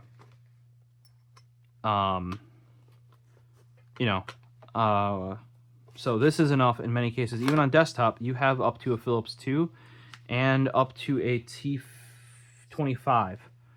Now, you're not going to get a lot of torque with this little tiny screwdriver, but often with PCs, because all that stuff is machine screwed, already pre-threaded, it'll be enough to get in and at least have a poke around. And remember, you got that headlamp on, charged. You can do your initial diagnosis more than likely without having to get your big tool bag out. If it's just like one laptop, one desktop, you're like, why'd you bring the T25 up? Well, Dell and HP on their desktops use Torx bits. I think they actually use the T15 or T20, but those are in here as well, even though they're now 4mm and they got the little handle. Most of that stuff shouldn't be tightened too hard. Maybe with this too, I might throw in on this. Like I was thinking about this, I might throw that into, like, the ratcheting screwdriver should go in the tool bag. But now that I think about it, I might throw my LTT ratcheting screwdriver in this, like in this backpack. The last thing that is under here is actually my extra replacement iFixit prying and assortment tools. Why are you saying these are your extra ones? Because my main kit is actually in my work bag, my tool bag. But this is like the extras I have, so I don't need... you always want to have extras, right? And this comes in this really nice foil anti-static-esque Ziploc. Perfectly durable to keep stored in your bag. My recommendation is, and I think I've said this before, buy 2, because it only comes with one spudger, one sort of knife spudger. This one's really good for doing thermal pads and hooking wires on that end. Then you have one pry tool, a bunch of these picks, which that's good. 5 of those is good, and you get 2 cards for prying. That's good. But for these other ones, you only get 1 of each of them. So buy 2 packs when you buy this pack. And yes, you can buy the Pro Tech Toolkit. It comes with most of this. I've also used this because all of these are disposable tools. You use this to replenish your Pro Tech Toolkit. if you have a Pro Tech Toolkit. Otherwise, my recommendation, skip the Pro Tech Toolkit. In many cases, what you actually need is this guy and this, which is like the essential components, in my opinion, of the Pro Tech Toolkit. And if you notice, this packs in my backpack much smaller than like the Pro Tech Toolkit would. Just slips in there. For those running with the iFixit stuff, what we would also do is we would have a communal iFixit. So if you did strip a bit or lose a bit, you could gank it. That's another thing that kind of like LTT and those guys don't account for, is like, what if you just need to replace a single bit? Like you lose it, for example. Or in that case, like with them, because they don't have a lifetime warranty, you break it. I don't know if they have a method for you to get one, like buy another Philips one, or a pause drive one, or I don't even do pause drive. But you know, like stuff like that. So that's where, like, professionally, I might recommend iFixit. Also, they sell it at Best Buy.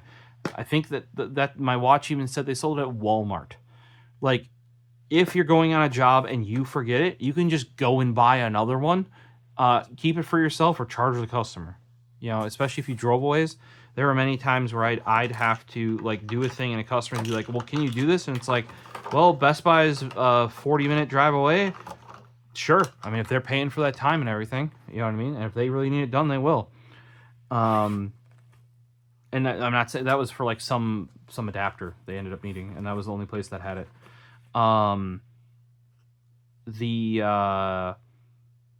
But yeah, that's why I kind of recommend, if you're working professionally, the iFixit, I think, is just a better way to go because of the warranty and the availability. You can just go and buy them.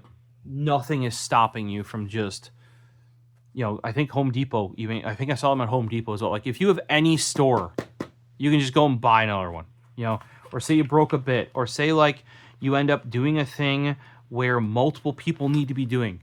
Like I remember, for example, this isn't even like a tech thing, but like, father bought my dad bought a swing set, and like, you know, I offered to help him take it down, and I brought my impact drill and my set of sockets. He also had his. We got it done half the time because we had doubled the tools, and I think we had like 2 other people with us as well doing that. Same thing can happen with, like, you know, something like that. Say if you're doing a whack ton of laptops and you just have your kit with your one bit, just, it's probably more efficient to go and buy another kit, give it to the person, give it to the other tech that's helping you if they don't already have one, and yeah, you'll get it going. You know what I mean? Which you can't do with the LTT. You know, so I know a lot of people are thinking like, oh, I'm just ever going to use it from home and blah, blah, blah. I can tell you, even with the PS3, like, that thing actually uses JCS one, and we didn't notice that right away, and stripped out a Philips one and a pause drive one and a flat. Then once we finally went to the correct JCS, man, did that thing bite and lock in. So in this little pouch, and I don't know if all of these are eventually going to live here because we do have those 3 pouches. I may only attach 2 of them. There live a lot of cables, and I probably want to separate these more. These are, once again, we're going to get into Adapter City. Adapter Central, Adapter Town, Adapterification. So we have one of my 2. This is my newer one. I dislike this newer so-called quick mechanism because it rotates like shit and it's plastic. The other rubber one, actually, though it had a technique that you had to do, it's not as fucking fiddly as this garbage. This is the Sabrent. You all need this if you're a tech or even at home and you ever wanted to pull data off an M.2. ECS NVMe. Why is this amazing? Well, it's toolless change, whether you got the newer design or older design. Has a thermal pad. 2, this being used as a heatsink. That's a lot of these. You'll see them metal and they're like, oh, they're thermal. If nothing is connecting the M.2 to the metal part, it's not acting as a heatsink. And this one, despite, or like, you know, it's hot swap, which a lot of times using this, like, they have their old laptop, you need to get the data on the new laptop. The quickest way, rip the drive out, slam it in here, plug it in. You know, or desktop or whatever. My other one, like, this is smooth. on my other one because it got used so much. The number of, like, I made single videos on this. Like, this thing alone, as somebody who, like, I actually was the one that contributed to Geek Squad, and the NVMe, that adapter that eventually got adopted. It's in my other tool bag. You'll actually see it when I do my at-home one because I still have it in there.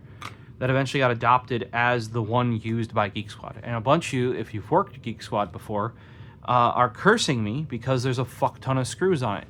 Apologies, this didn't exist back when I pushed that one. In fact, when I pushed the one that was used, I think it's like I forget the name of it. You'll see it in the next video. Because it still works great because it uses a really good chipset that's J-Micron, I believe it is. NVMe to USB chipset. It was the first one that actually adapted NVMe, not M.2 SATA, to USB.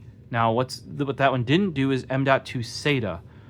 I think Geek Squad's fix for that was you had to use, they had an M SATA and an M.2 SATA board that adapted to a 2.5-inch SSD with SATA ports on it, and then you could put that where you would back up 2.5-inch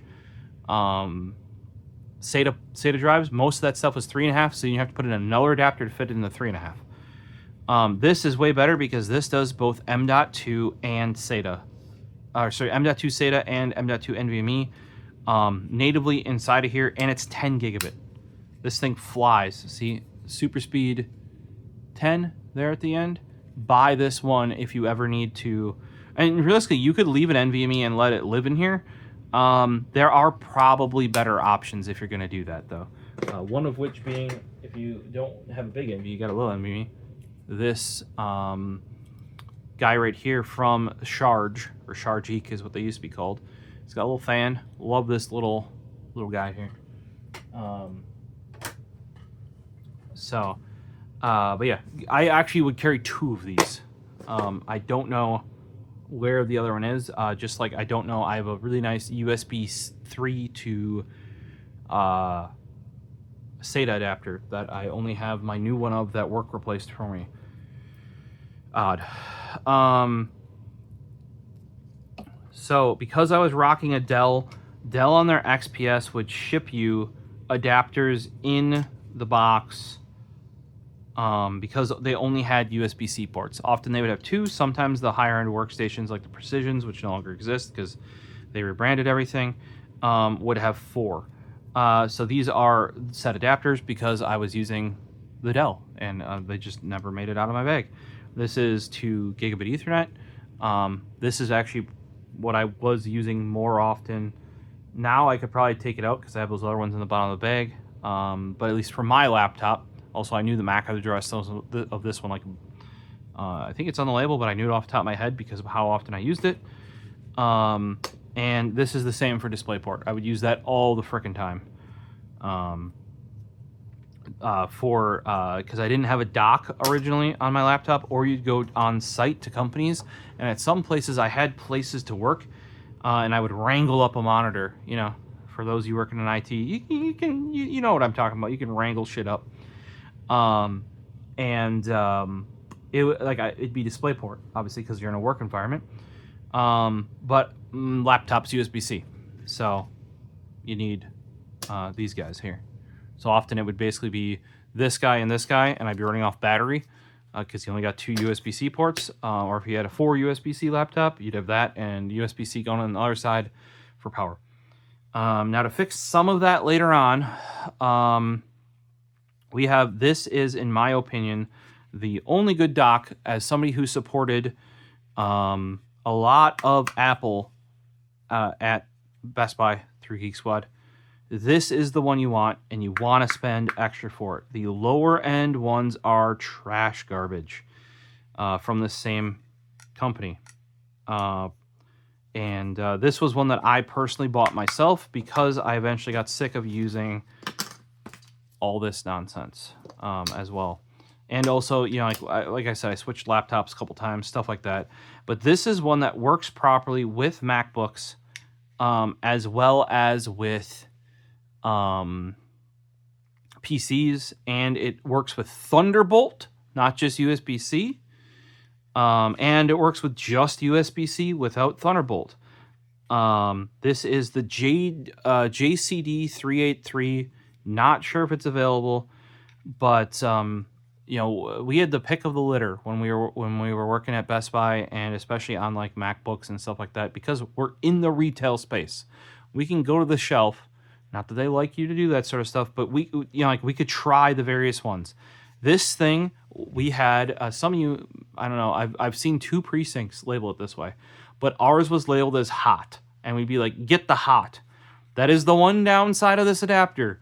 This thing gets bloody warm. There is a reason why it has aluminum on the outside of it. You can see I've used this thing very heavily. There's schmoo all over it.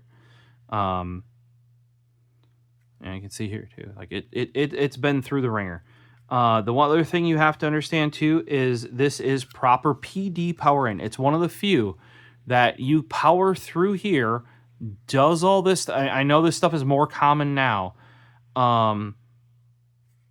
And it wasn't Apple branded as well. And you get 3 USB 3, powered USB 3, HDMI out, Ethernet in. Like, this was one of the few that actually worked and didn't like bottleneck down to USB 2 speeds. The one thing you had to do math on is if you did need a 65 watt out this end, you couldn't put 65 watts in this end because it's a proper dock. It pulled power for all this shit, right? So like if you put it in 65, I think you get out like 57 or 58 watts. Just something to keep in mind. J5 Create, not sure if this model is still made, but they had other models and they had cheaper ones, and people would always be like, yeah, we're like, get the J5 Create, because this was originally, the Hot was the only one that was like the Apple available in Best Buy, non-Apple, like way back. We're talking when the MacBook, like the MacBook with the single USB-C came out. This was like one of the first third party from a reputable brand that actually like tried to mimic the finish of the MacBooks and like look Apple-y but not be Apple-y. And because the Apple ones also were like, oh, you get USB, you get your USB-C plugged in, a pass-through for power. Now it's only power too. It's not like normal USB-C. And then you get a USB-A and a VGA, or a USB-A and a HDMI. And most people are like, hey, like that gained me a whole one whopping USB port. I want more. And this was the one that did it. Now, if you guys have your docks that are actually like legitimate, like they will work with any laptop you plug them in that is proper USB-C spec. Hit me up down in the comments, because that stuff is pretty darn rare. We have in here as well, we have our USB-C to C and our USB-A to C. These are from just the normal I have a ton of these because they come with the Samsung SSDs. This probably literally came in the box with, you know, like this T7 or something. I don't know if T7 was even out back then. T5 I could grab too. But we used, a lot of industries also used, like especially the T5, and then later on, once the T5 was unavailable, T7 is better because it's NVMe, but like T5 is still more compatible. I still recommend people seek one out if they need it for specific things. But the cables they came with are actually like really good, because this is USB 3.1 spec, as is this. This will do 10 gig. I think this will do 5 gig. They're very short. A lot of times when you need to plug stuff in just right next to your work laptop or whatever you're doing, you just need a short little guy, you know, 1.5 feet. Perfect for that. Now they do only do the like, you need 2 separate cables, right? And that is kind of how all USB-C stuff was back in the day. Like my Razer power bank, which I'm bummed that died. And because I couldn't find anybody to rebuild the cells in it, and people are like, oh, it's not worth it. You can just buy something better. And I mean, that's how I found Charge. Their stuff is really cool.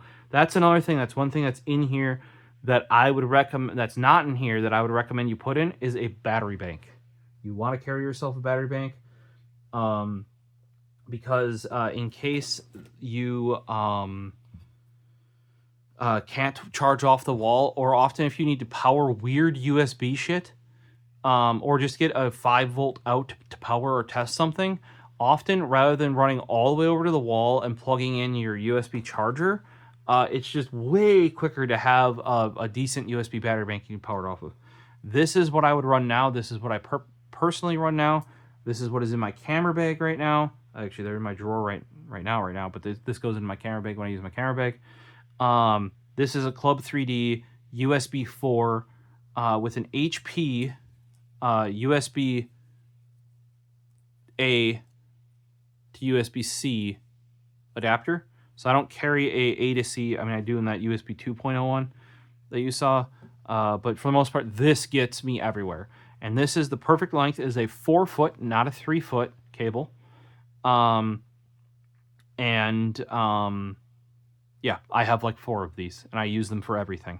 This is like, also these can do, I don't think it's labeled on it, but does the, 240 watt, 40 gigabit. I think we might have one that does the 80 gigabit that's plugged into my desktop right now. But this is like the one cable that could power your laptop and do Thunderbolt 3 and do etc. You know, like the only thing higher than this is like a Thunderbolt 4 cable, which cost a lot more. I think I have one kicking around here someplace. Sabrent makes some of those, as does Club 3D. Prior to that, you really could only trust Apple for those. Next up, this is something that goes all the way back to like high school / college, and these still exist in here, and I use them all the time. This is a headset and mic to 4-pole. I think these were StarTech maybe when I bought them. And this is the opposite, because back in the day, it was very common. Every PC on the front, even the laptops, had dual ports, right? So here you have your old headset and you need to plug it into your new laptop, which has, or smartphone or whatever, right? So you adapt your old headset with 2 separate ports into the one modern port, and this is the opposite, where you plug in you have a modern headset, which, you know, because everything comes 4-pole now, and you need to plug it into your old device with your 2 separate 3.5 millimeter jacks. If you notice, these are also the really slim ones. Like I said, I want to say I've had this pair of these, I don't know. You can see some of the plastics actually breaking down, get a little gooey. Quite some time. They just kind of sit in the bottom of this pocket. It's kind of one of those things where it's just this slim little wire. You don't know when you're gonna need them, but I've used them plenty times. This is the same as this guy I was actually looking for the other day. This is the same as this. This is the official, I was going to say Logitech, Lenovo one. It is USB-C to Lenovo Slim Yellow plug. However, it only does 45 watts. So no matter how much of a, this is the official Lenovo one. You can't even buy this guy anymore. And then for my laptop that's in here, ThinkPad 13, it has a dock connector on it, and it actually has, there's no logic in here. This is an empty shell. The chip for the LAN is actually in the laptop. It just doesn't have room for a port, basically. They didn't figure out that whole flip down or where it opens up like that. Or it was patented by another brand or whatever. So back then, before that was kind of like standardized that you could do that, basically because it would be passed through the dock. And it's like, well, why would you pass it through the dock? Well, the reason is because that way when your laptop is docked or undocked, it has the same MAC address. Otherwise, you have to use a feature in the UEFI that passes that through, which you can do. That is something they developed later on. But what the easier way to do is you just put the network chip actually in the laptop, right, in that guy that's over there, and you make the dock just basically be a pass-through. And then because the dock is just a pass-through, you can buy your dongles, and they do this for the extra video ports on there as well. You could buy the dock output video ports, little dongles like this. I don't have them because they were not cheap. But that would go directly off the video card, rather than USB-C, via the dock connector. Because remember, the dock connector already had, because this is before Thunderbolt docks and especially before USB-C docks. But that's how they get around that. Like, how do you make it show up as the same MAC address? So if you're doing like IP provisioning or whitelisting or whatever, like within a enterprise environment, well, the easiest way to do that is you literally just you put the chip in the laptop, so it's the same wired networking chip no matter what you're plugging into, and then this is just a dumb box that wires to it.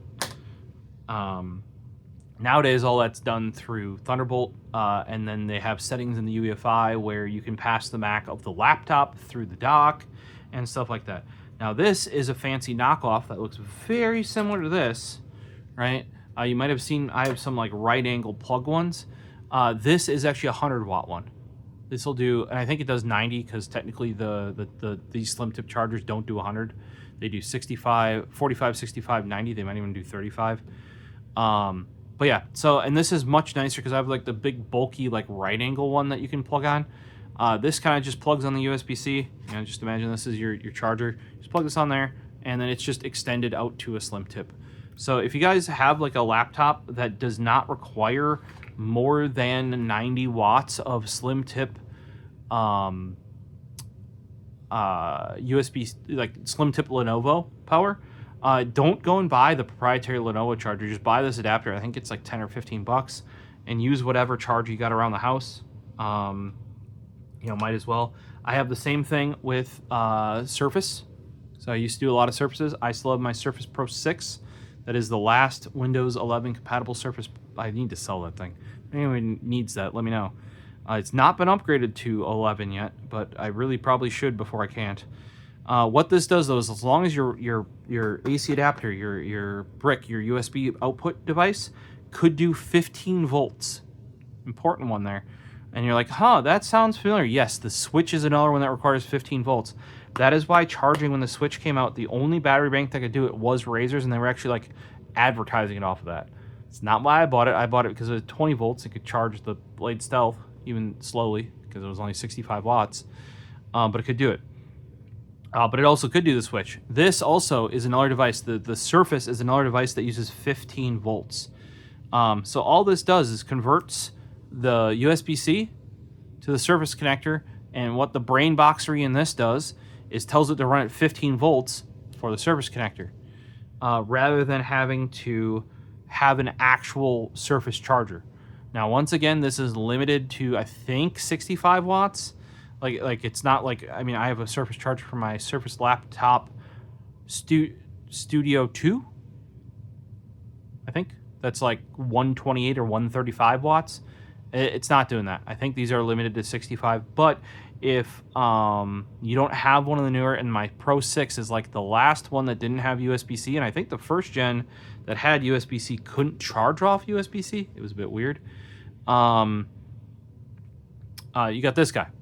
And we did a lot of Surfaces back then as well. I don't know if I carried this back then, but when I got my Surface Pro 6, which I traded that while I was a Geek Squad. So yes, I actually had this dongle the entire time I was working for this company. And that was in here.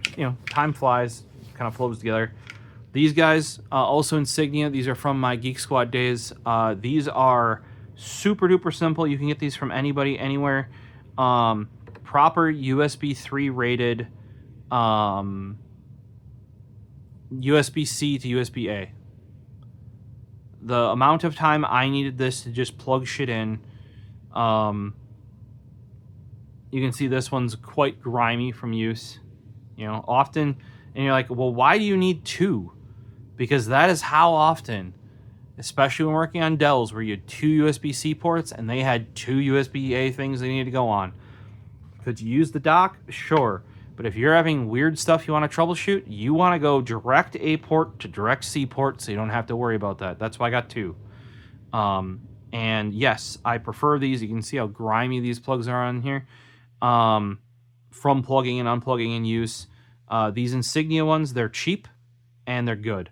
Actually, the Insignia adapters, surprisingly, like the Best Buy branded ones, at least when I was working there, were some of the best adapters because they're actually more simple and they were actually certified for it. And I forget what it's called, but like for the HDMI and DisplayPort ones, it just passed it through. Like there wasn't any logic in it, and that's actually what you want. A lot of the very early USB-C stuff, because that hadn't been standardized when it was made for the MacBook, like this guy, it doesn't just pass it through. There's some brain boxery in it, right? But most of the time, nowadays, and back when I was doing this, you don't want that. You like the USB-C controller is smart enough, and the USB-C standard is smart enough that you basically just need to adapt this plug to the right output and have it wired correctly, and it'll just figure it out. It does that with DisplayPort, does that with HDMI, and the Insignia adapters were the cheapest adapter, and they were actually, in many cases, the only one that did that. And I'm blanking on what that is called, like the passive, like if you're running the Dell ones here, this is also like that. It's literally just USB-C to DisplayPort wire. Just that's it.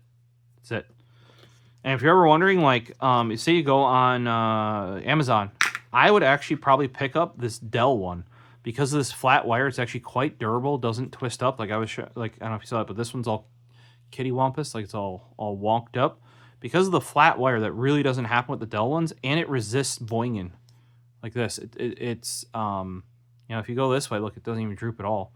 So, and it kind of like, often they'll go off the side of your laptop like this. The flat wire is actually quite nice for that. I don't think the Dell OEM one was actually any more than like a StarTech on Amazon. So you might consider picking those up.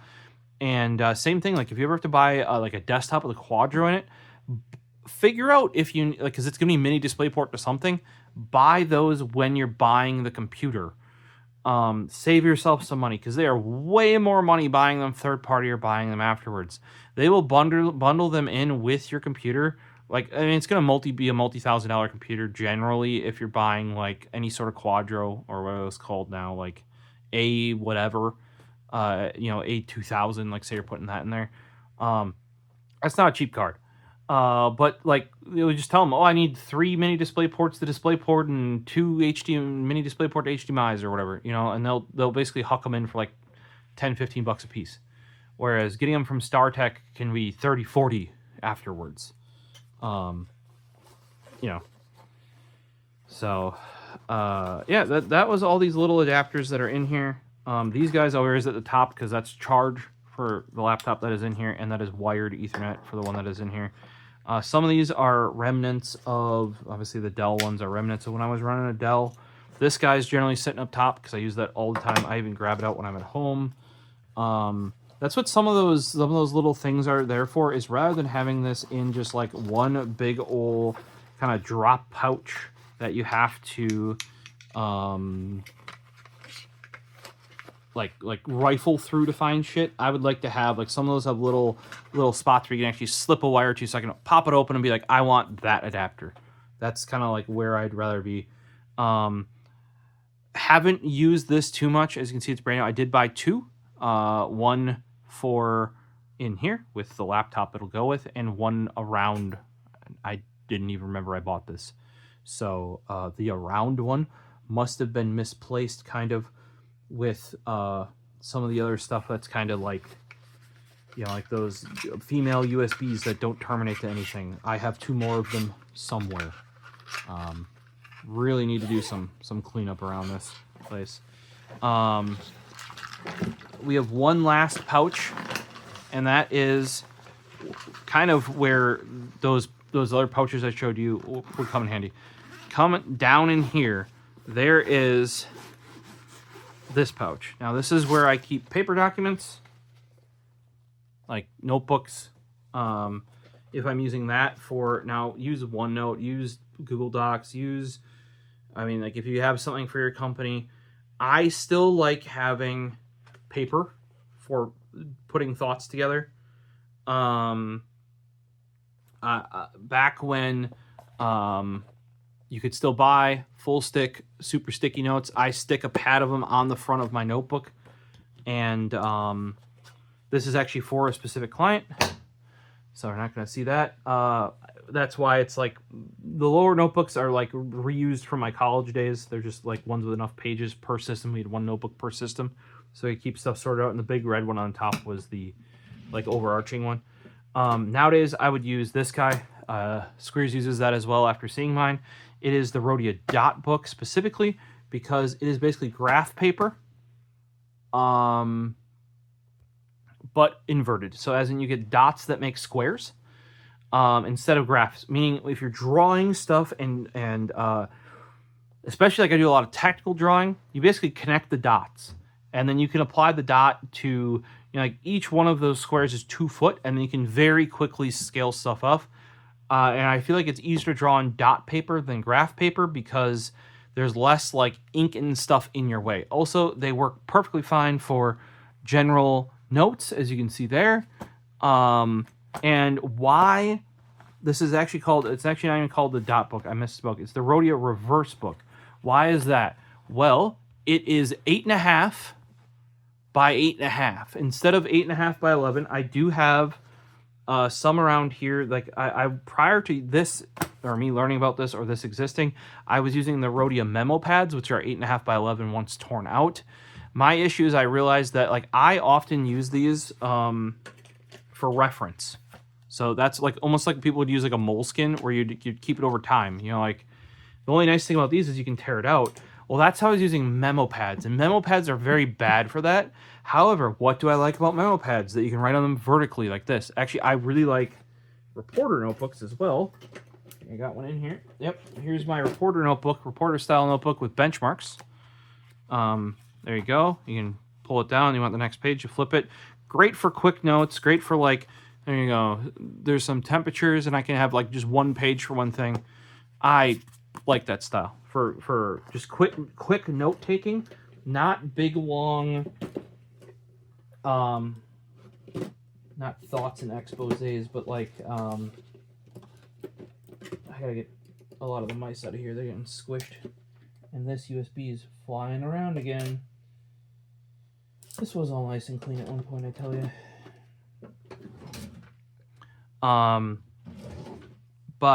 Yeah, so this is a reverse notebook, so it's actually square, so you can use it any way you want. If you want to use it vertically, like this, flip it, you can.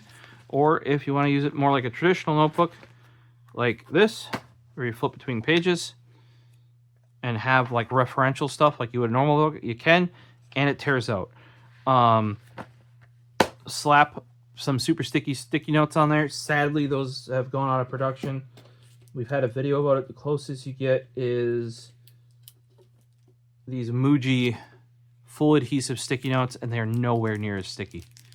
I did buy quite a few because they're only 30 sheets each, and I have been using them, but there are some on the side of these carts that you guys have seen stuck here for months on months on months with my legs rubbing up against. You may have seen all this. Those have been here for a year. That one has been there for like 2 weeks or less. Those ones are peeling up. That was on Monday. That was on Thursday. That was today. Those have been hanging. The only ones that have been, the cats come through there. That's the only reason they're falling down. That's been stuck. Like, I'm so pissed at 3M for getting rid of those. I love them. But yes, the Muji ones will have to do because unless you guys find something more similar, let me know. For now, I have this in here because I didn't have those other pouches. So way in the bottom of here, what do we got? Oh, okay. We have, and this is another trick that you guys should always carry. Pack of AA's, pack of AA's. The number of things that I have fixed just by hucking new batteries in them, and yes, charging the customer to huck new batteries in them, immense. And you're like, where did you get these cool little things? These are actually from my nickel metal hydrides, and I just used them for alkalines. Normally you wouldn't do that, but I just wanted the ability to throw them in my bag and have some. But yeah, like, oh, my TV is not working. Can you come and look at it? And we'd literally go out to the customer and look at their TV, and it would be, they need a new set of AAAs in their remote. Shit you not. Now, I personally, these are copper tops, Duracell, fine. I personally splurge and get the lithium energizers.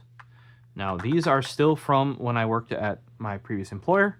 Now, we don't, at my current employer, we don't even get Duracells. They use Amazon Basics. And man, oh man, oh man, I can make it 6 to 8 months on a happy hacking keyboard on Bluetooth with the energizers, right? On Amazon Basics, 2-3 months max. I feel like I'm changing them all the friggin' time. But you know, use whatever your company gives you. You know what I mean? Quality batteries do matter. I prefer running. Not only are the lithium ones lighter, they last way the frick longer. But take what you got. Carry some though. Get yourself little packs of these. I actually prefer them over these. You might have seen them for my 18650s. There's like ones that they almost look like cartridge holders for like shotgun shells, and you push them up to the bottom. I prefer those, but hey, this was for a job. I already had these. I'm going to use what I already own rather than buying something for work, because they're going to be like, why not just chuck the batteries in your bag? At least these keep them from touching each other, touching other metal things, and exploding themselves.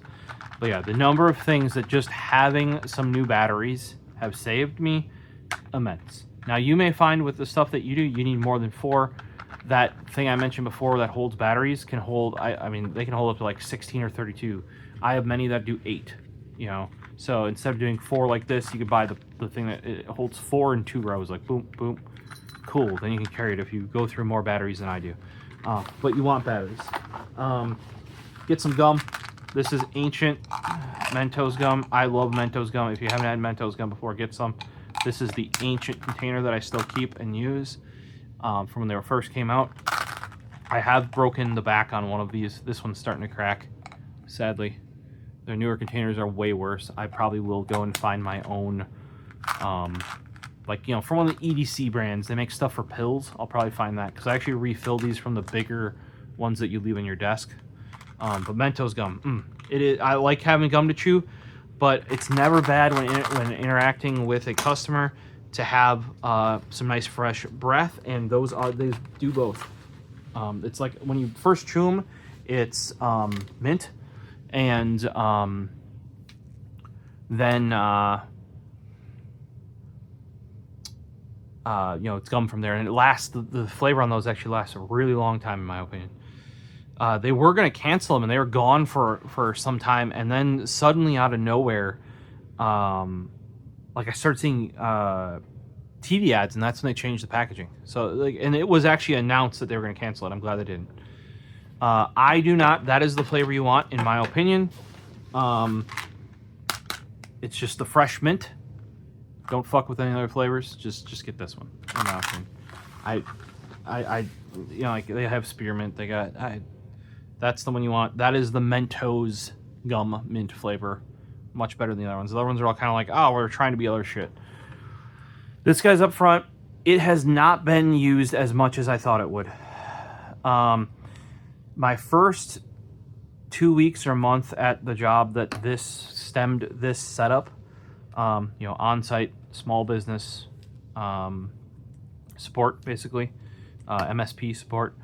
The number of devices where I literally ran out of USB ports because, like, I had to plug in a wired keyboard and mouse, plug in a hard drive adapter, etc., etc., etc. And, like, the computer had 1 or 2 ports. This is a USB squid, I call it.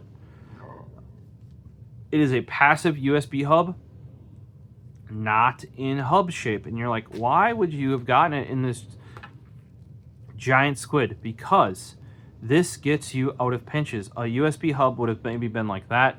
Often these 4 are either spaced out right next to each other like this, or they're even stacked even smaller to make it cost even less money, and they're jammed like that.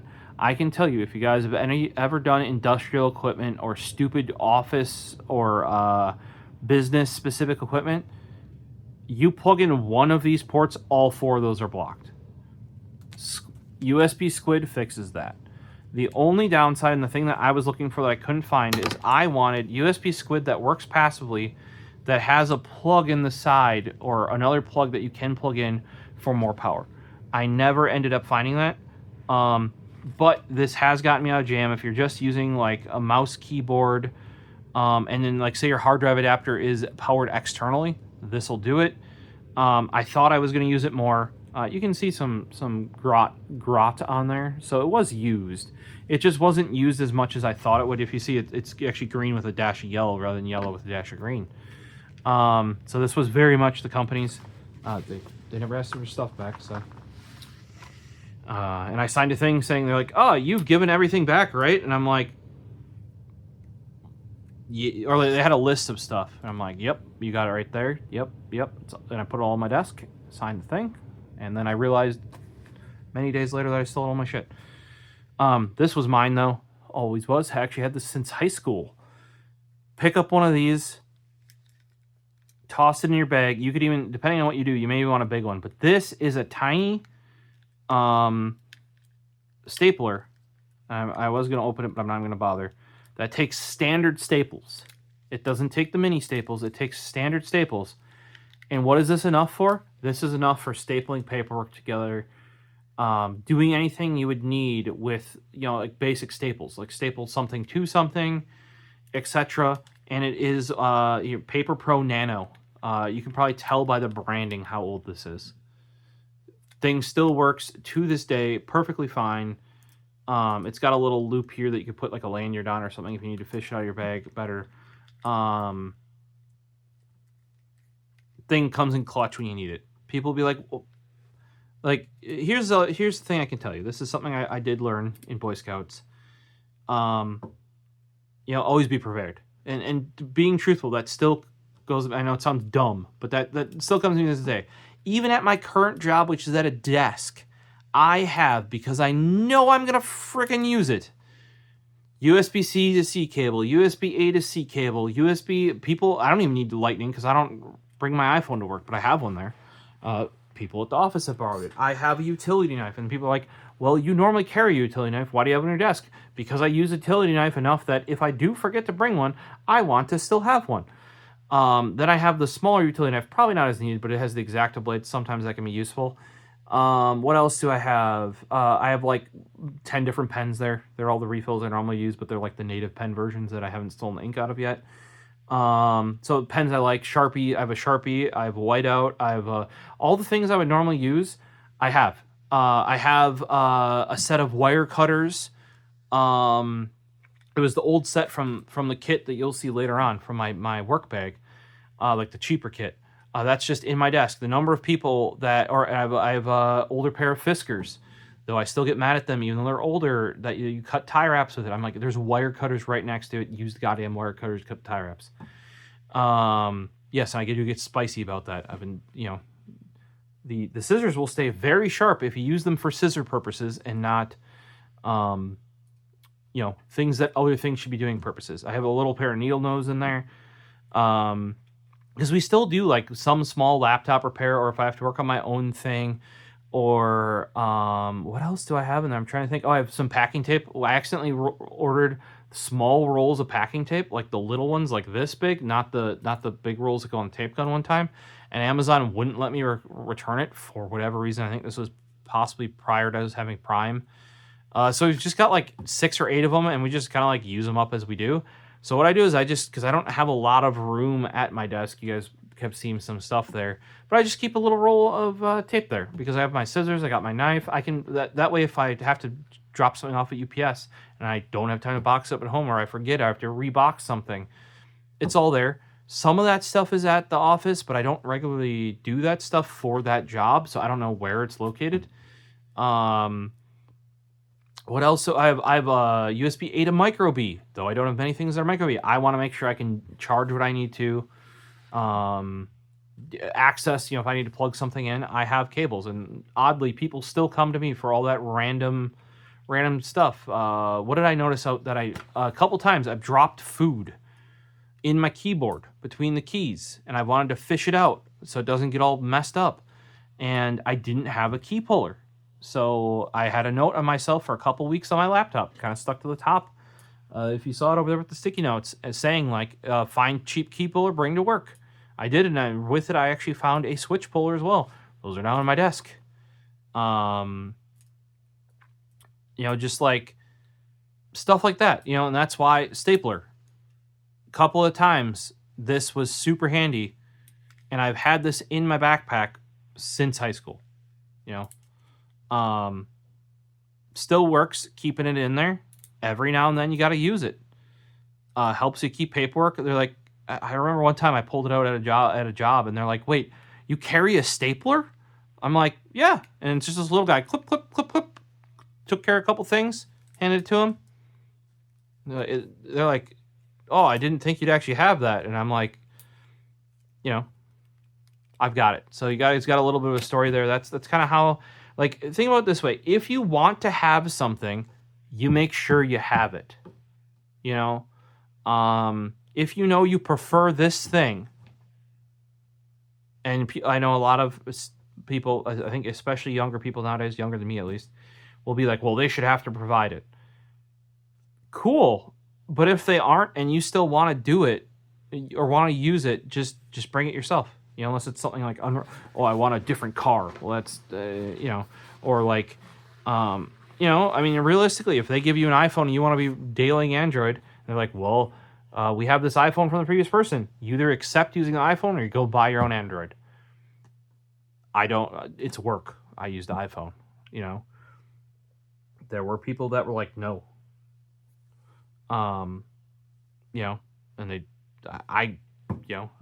that's where you do your own thing. But like, say if I want this marker, they won't provide it. I'm used to using it. I will bring it. Same thing with this marker, right? Actually, eventually they did buy these because some of the managers there had to use mine, and they're like, oh, that's so good, and they bought them. And I think this one is actually a newer design than what my one here is. So this might have actually been provided by them, because those do, eventually wear out, dry out. Like that might be the second one there, but it is like, if you use something and you need it for your job, or you want to use that thing, or like, say if there's a computer mouse, I prefer using my Vaxi XE as my daily driver. So I bought the wired one for wireless one from home, brought the wired one to work. Work would have been like, hey, we just issue, current work would have been like, we just issue Logitech combo kits to everybody. Kind of like I didn't ask for, like, I use Happy Hacking Keyboard as my main one. I already had it from this.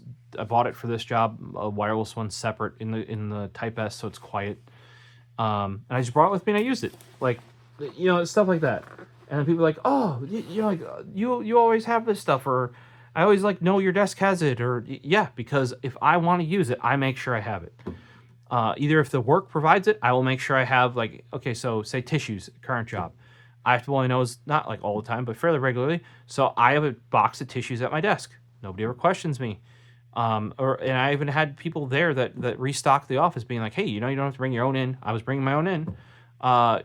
We provide them. And they didn't tell me where. I found out where. And I just go and grab one. I keep it at or in my desk. Or napkins. I keep a couple extra ones in the desk because, oh shit, if I forgot to grab them when I went to grab my food and I meet at my desk today, I want to make sure I got a couple napkins, just to not make a mess of things. Or if you spill something, or, just if you want certain things on hand, you make sure you have them at hand, on hand, within reach. Like, I know I prefer those IKEA cup holders. Here, I'll show you. These guys. David actually got one of mine from work. I have to buy another one, but I have two. I always want two because I always often have two drinks, or I'll have an empty one and a full one, and I don't want to go get up and throw it out. They're not that much. I just brought them to work. So guess what? Because they're not going to provide them. They're like, you can put your drink on your desk, and I'll be like, yeah, but then I knock it over and I make a mess of things. You just, and if you can survive without it, then you don't. I also have a Ugreen charger. It's the portable one of that little dude there. And that's the one I use for travel. But like I'm not traveling that often. So when I'm not, I have it at work. And then when I travel, I can just grab it. You know? So that's kind of how I roll, how I've always been taught to roll. You know, like if you want a knife, bring a knife. Don't count on somebody else providing that knife. Even if you guys are wondering, even if they said they're going to provide the knife, I nowadays do not count on them providing the knife. I'm sure you guys have experienced this before. Have you ever told them they're going to give you lunch? Or they're going to provide, yeah, come to this meeting. We'll provide breakfast. What works definition of breakfast is probably different than your definition of breakfast. Mini bagels and muffins, for example, is not, and coffee is not my definition of breakfast. Okay, generally I eat a bowl of oatmeal. You know, that level, or like bagel, even big bagel with cream cheese. 2 of those maybe. That'd be up there, right? But like mini bagels, like and mini muffins, no, that's not breakfast, right, Paisley? That's not breakfast. You guys are wondering. So what I do is people are like, well, why'd you eat before coming here? Well, because either I knew the food that you would provide I didn't necessarily want or like or would be enough, or I've also been. I'm sure you've been to things for holidays with family. And you don't know, like, are they providing food? See, I've learned over time that if you need to survive through, because I'm as much as I talk in these, and I'm active and talkative and open, I need to build that up. You know what I mean? You may have seen at the beginning of this, I was watching TV because I just needed a bit of rest after working and that sort of stuff. I am so for that sort of thing, like I don't want to have to go in there being like, am I gonna get food? I just eat, or if you think there's gonna be some food for sure, you just don't know how much food, well, eat a little bit. At least you're not starving. Because me also with my IBS, I'm pretty much at like 5-hour food increments, almost dead on. I can notice right away. So then you do it. So that's where a lot of this stuff comes in. If you want stuff, yes, you're working for it. Maybe eventually you use it and you're like, hey, I use this. Can you provide it for me? You know what I mean? Or in some cases, like you'll see with my tool bag, it was kind of a like, you told me when I was signing on, you're providing all my tools. So here's all the things I want. And I got most of it. In this case, they didn't provide the backpack. I used an old backpack. We were told like, hey, you got to provide whatever bag for your laptop that you want to use or carry around job sites. That's fine if you're providing the contents of it. I carry around a pen. Why do I carry around a pen? Because I want something to write with, and I want something to write with that I enjoy writing with. Whereas some people are fine hunting around, either stealing other people's pens and not putting them back. Yeah. Hey, if you borrow my stuff, put it back. That's all I ask. Or they'll just use like whatever like garbage like company branded pen or I was gonna say garbage Bic Crystal. Some people like those. They're fine for a ballpoint. But like they'll just write with whatever. And me, I have a preference. Some other people have other preferences. Like the one guy from Linus Tech Tips with the keyboards, he's like, anything under like, whatever quality is like, it's like, or monitors are garbage. I've used trash monitors. Calibrate them then. It turns out trash monitors calibrated are much better than uncalibrated, even somewhat good monitors a lot of the time. But yeah, that's all I can tell you there. Last little thing in this backpack, which is, like I said, this is all what I would bring on site. Like my laptop's in here, my charger's in here, notebooks, any paperwork for the like say if they got a shipment and that's got their packing slip or their whatever, it's all in here. Like all the paperwork would be in well, maybe not this bag, but another bag. This is the last little bit. What it turns out is I did steal one of these for my mom's laptop, because you should always make recovery drives for laptops. You're going to need nowadays at least a 32-bit. Now I believe for Windows 11 the 60 gig is the smallest for the OS drive that you can have. So you're probably, and I don't think you can get smaller than 64 gig flash drives unless you try really, really hard, which you might want to for this job. Which reminded me, we actually have one other item that is always in this bag that is not right now because I've been using it for other purposes.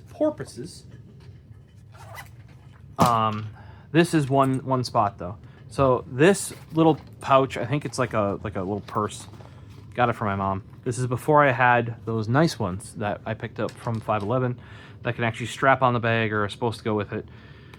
USB-C.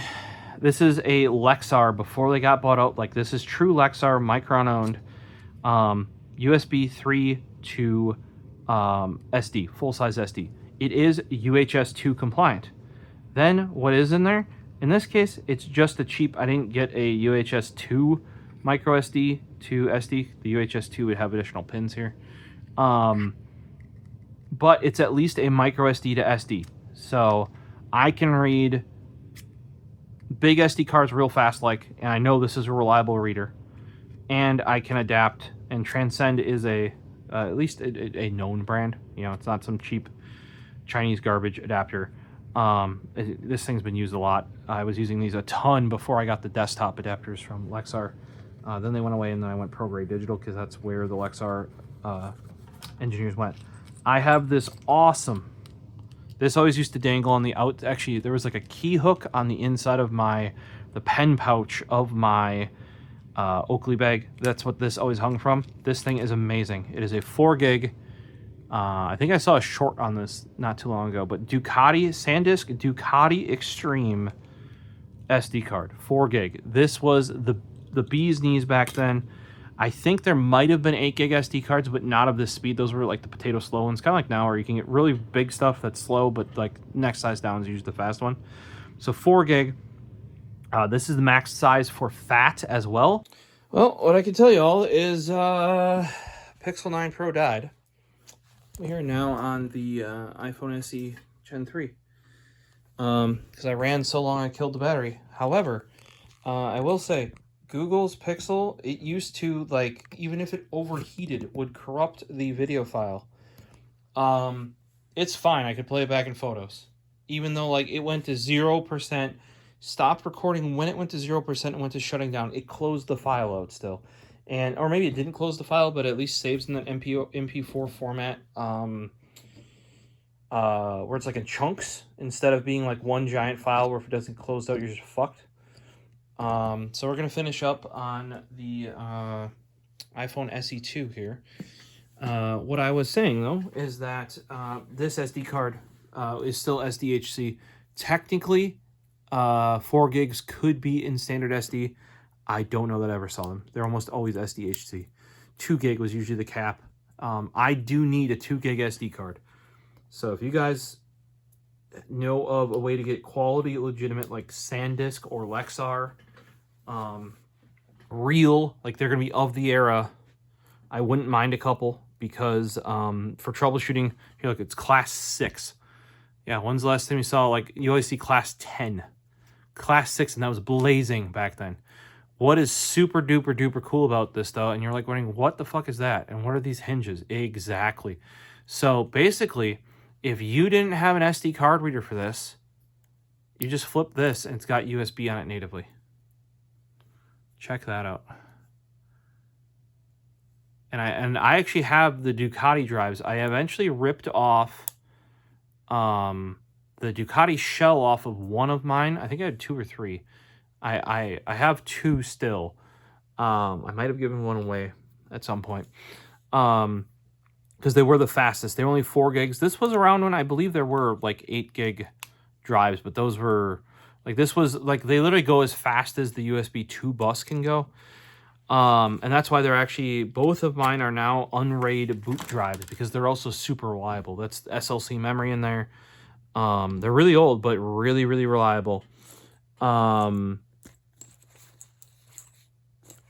and that thing's just super handy to have because you can pop it in a camera SD card, or I've even booted Windows and installed Windows off of one of those before because the bootloader of Windows was not detecting the USB ports because that's on like chipset. Some devices, especially higher end or older ones, actually have the SD card reader in as a PCIe device, so you don't have to worry about, because that's direct in, that's like an NVMe drive at that point, because it's not converting it to USB. That's where all this shitty slow built in, like that's when people are like I want USB SD card, or I want USB SD card reader built into my laptop. This Lenovo in here has one of those shit ones where it's like SD to USB 2. Because you should be able to do even like without a UHS 2 card, well beyond 20 megabytes a second with a SD card. I think it's like 75 or something that a class 10 card can do, or something like that. Like it's quite a bit more. And then once you go to UHS 2, you can do hundreds. Like it's USB 3 speeds are what you're capped at that point. So what do we have in here? We have this little guy. It's a, I used to need this because of one of the cases I ran needed this, as well as other weird devices. Like if you have one of those waterproof cases, and a lot of times you're like, why would you talk about waterproof case? Displays that use tablets would have like a nice beefy like shell on them, either metal or like a thick OtterBox type of thing. Often you need a little bit of an extension to plug in your headphone jack. So I have some of these. I'm forgetting what I used it for, but this is back when I still used a wired headset and headphones on my phone. And also it's very slim. So a lot of the headphones I use, they're older or they're higher quality, so they have a much bigger, bulkier plug. So even if it could have a screw-off 1/4 inch, it would still be the size of a 1/4 inch jack with a 3.5 mil on. So you can at least plug that in and then plug this into your phone. That dates back all the way back to the original iPhone, where Apple super slimmed down and had that recessed jack, which I had. I adopted the iPhone out of the gate. I don't recommend you do that again. I think I needed this for my car too at some point. I can't remember what. That would have been my previous Mini. There was some part of it that needed this guy, actually. That I used this enough in the car that I had it like in the opposite cup holder of the I always use, or like where the change was. This is like a Foss Power. It's a very similar thing to what you just saw, except it is just a solid stick. And for some reason, in the car, I preferred to use this one. I forget what I had to do with it because this was a while ago. But these are just in my kit. They're all these little small adapters. They can be helpful depending on what you're doing. It's not that hard to carry this little guy, and I already have them. Some of the stuff you related to here. I just used one of these for my mom's laptop for the backup. I was mentioning that. Here it is. Jane Recovery. I just put a piece of tape on there, wrote on it. Whenever you get a brand new laptop, do the most minimal amount of setup. Like set it up, because I don't use Microsoft accounts. However, the first time I set up that laptop, I set it up with a Microsoft account. So that way it binds it to my name and it adds it to my account, right? And then before I even do updates and touch it, this goes in there and I make a recovery. This has saved my ass multiple times, and the most recent was my Razer Blade Stealth that had to have a full motherboard replacement by Geek Squad. They re-imaged it to Windows 11.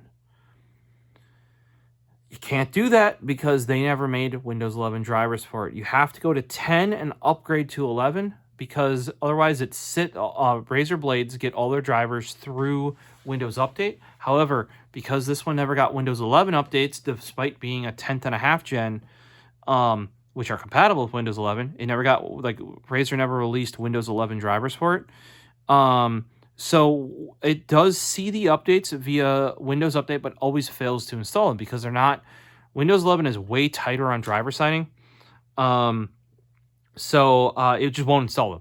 Straight up, won't install them.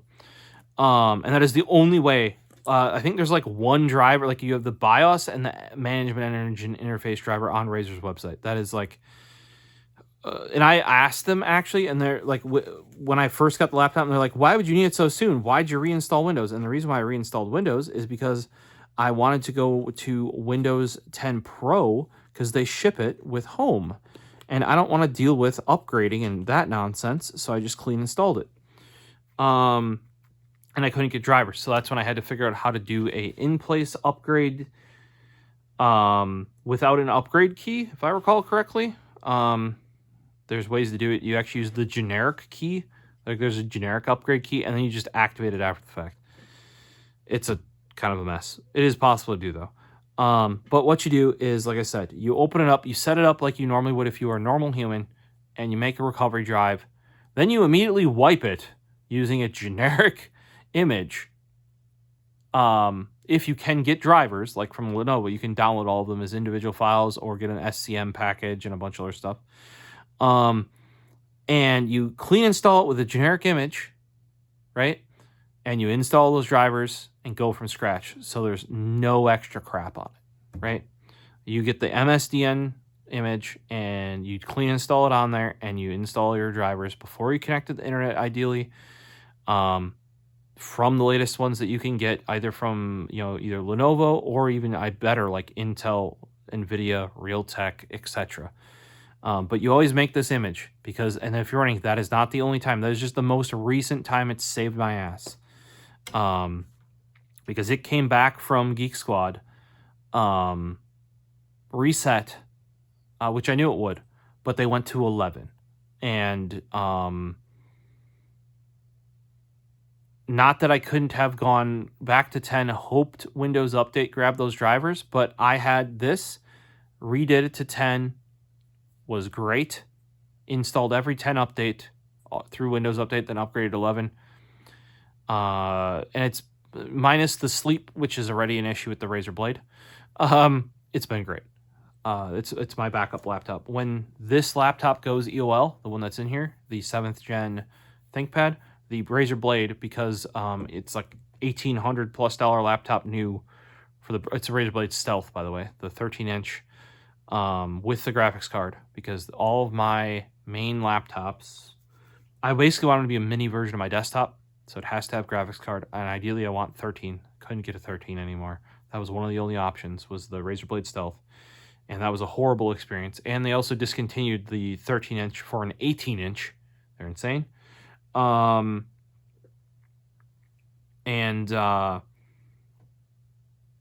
that's going to become the repair laptop. I always have a repair desktop and a repair laptop. That way you can fuck with those, install the crap you want, and you can just bonk Windows if you need to. And in the case of the Razer Blade, now that it's set up perfectly, what I will do, probably before it goes into that Surface, is I will image it with Acronis, so that when I bonk it, I don't have to bonk it all the way back to nothing.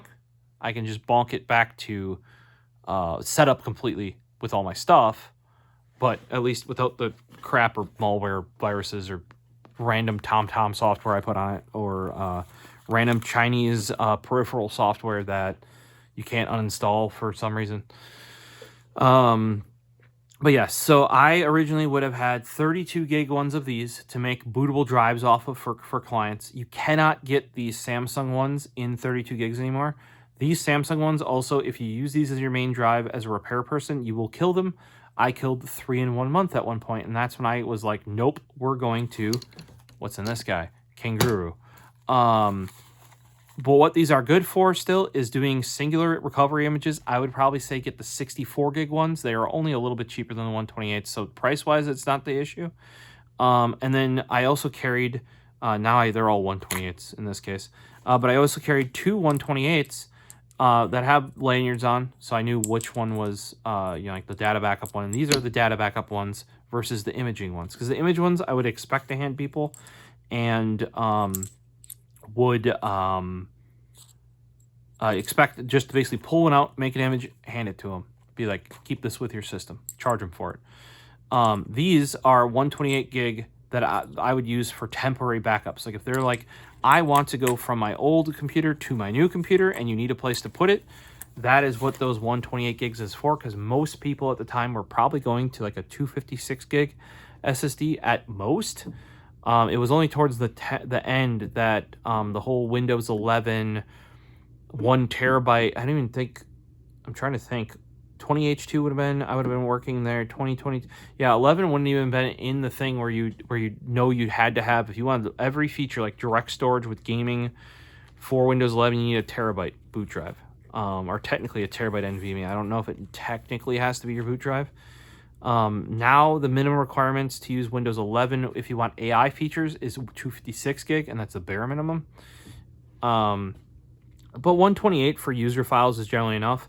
What you can do with these Samsungs, they're cheap enough. They're like 15, 20 bucks at most. If they want to keep their files, be like, hey, I've backed it up to this and I transferred it. Do you want this? And almost all of them will say yes. Sell it to them, order another one off Amazon. Bada bing, bada boom. You know, and that's why I always carry two. You know, I got a black one and a silver one. Also, a lot of these places we'd be doing multiples at a time. You'd have two different colors, you know, differentiate between stuff. A lot of those times are my scratch things, or my, you know, like if I thought I'd be giving it to the client, put it on the cheaper Samsung that I can actually like get rid of easily and just charge them 20 bucks and buy another one. Next up in here, we have just a slew. And I think I need some more. I need one more in here. 1 second. Forgot one.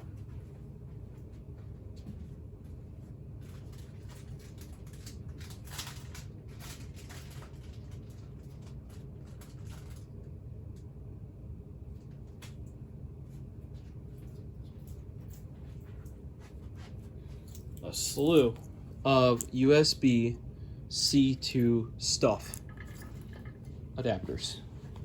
This is my favorite USB-C to A because it stays skinny. A lot of them do what this one does, which is A to C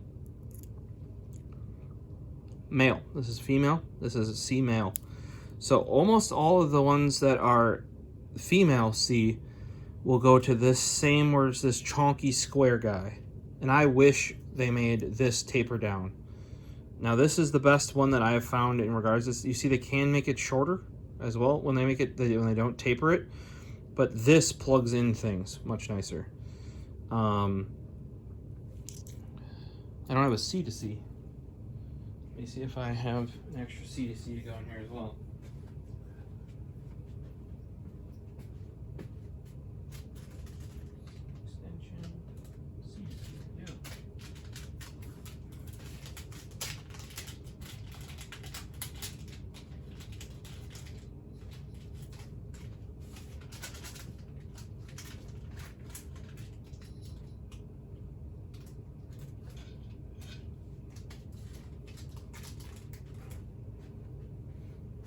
Well, see guys, I have extras of everything. If I find I actually use something, I'll buy a whole bunch. I actually have a set of these at work, a set of these in my work backpack, a set of these in my camera bag, a set of these in this bag. Now this I just added because this is one I've been using more recently, is an A to C. If you want a dongle or something with the female end and plug it straight into a USB-C port, that's what you're gonna need. The other one that's in that same vein is if it's a female USB-C on what you're doing, and you want to plug it straight in to a USB-C port. See, even packaged up ahead. We use these for mouse dongles a lot. It is a C to C, 40 gigabit, USB 4, 40 gig, C to C. So that keeps things nice and compact if you need it, right? So, you know, these are newer things that have native USB-C ports. Come super handy. This is really nice when, say, I just used one. And hook you. Here is the webcam I use personally. That has an A to C cable with a female in the back. This is the Logitech Stream Cam or something like that. It's the one that like can actually sense if it's vertical or horizontal and flip itself. But it is straight in the back, hard cabled, right? And it goes to C only. And I have needed to use this C port lately for my new Sony earbuds. So I had to adapt, and you can see it there, A to C. I'm using that guy, that tapered guy, to be able to plug that USB-C 3.0 webcam that's hard cabled. Like on this guy, if it's C on this end to A, or if it was C to C, I could have just put a C to A cable. But because that's hardwired, you're going to need this adapter, that tapered guy, to be able to plug it into USB-A port. All those are great for that. Then in that same vein of adapters are these guys. We have an extension. So some of those USB-C ports are like, if it's Apple style, this thicker width up top. These are made by Z Cellularized. They're the only ones I found on Amazon that do this properly and are built very well. I thought they had got rid of them, but it went from a, I think it went from a 4-pack down to a dual 2-pack, which is basically a 4-pack. This thickness here, that is the thinner USB-C. PC? No. You're going to eat that. Yeah, I can tell you're going to eat that. No.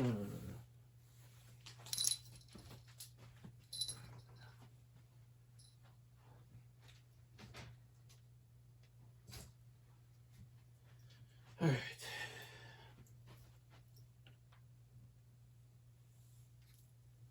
So here's an Apple USB-C. We're on an iPhone right now, so I don't know if you can see how skinny that is, but it's pretty skinny, especially compared to, now this Native Union is a little bit more squared off than the standard from VESA, who does the USB-C standard, right? But you can see how much thinner that Apple one is compared to that Native Union. There's a high chance that if the Apple fits, the Native Union won't, right? And not only that, if it is a truly recessed port, it actually may be even skinnier. We have seen some on like headsets, headphones, mice that are actually like the Apple might barely fit, but like having this even skinnier part right here helps a lot. So this can adapt, like say if you use a chubby cable, like I am using right here, and it does taper down, right? But it is a pretty thick connector here.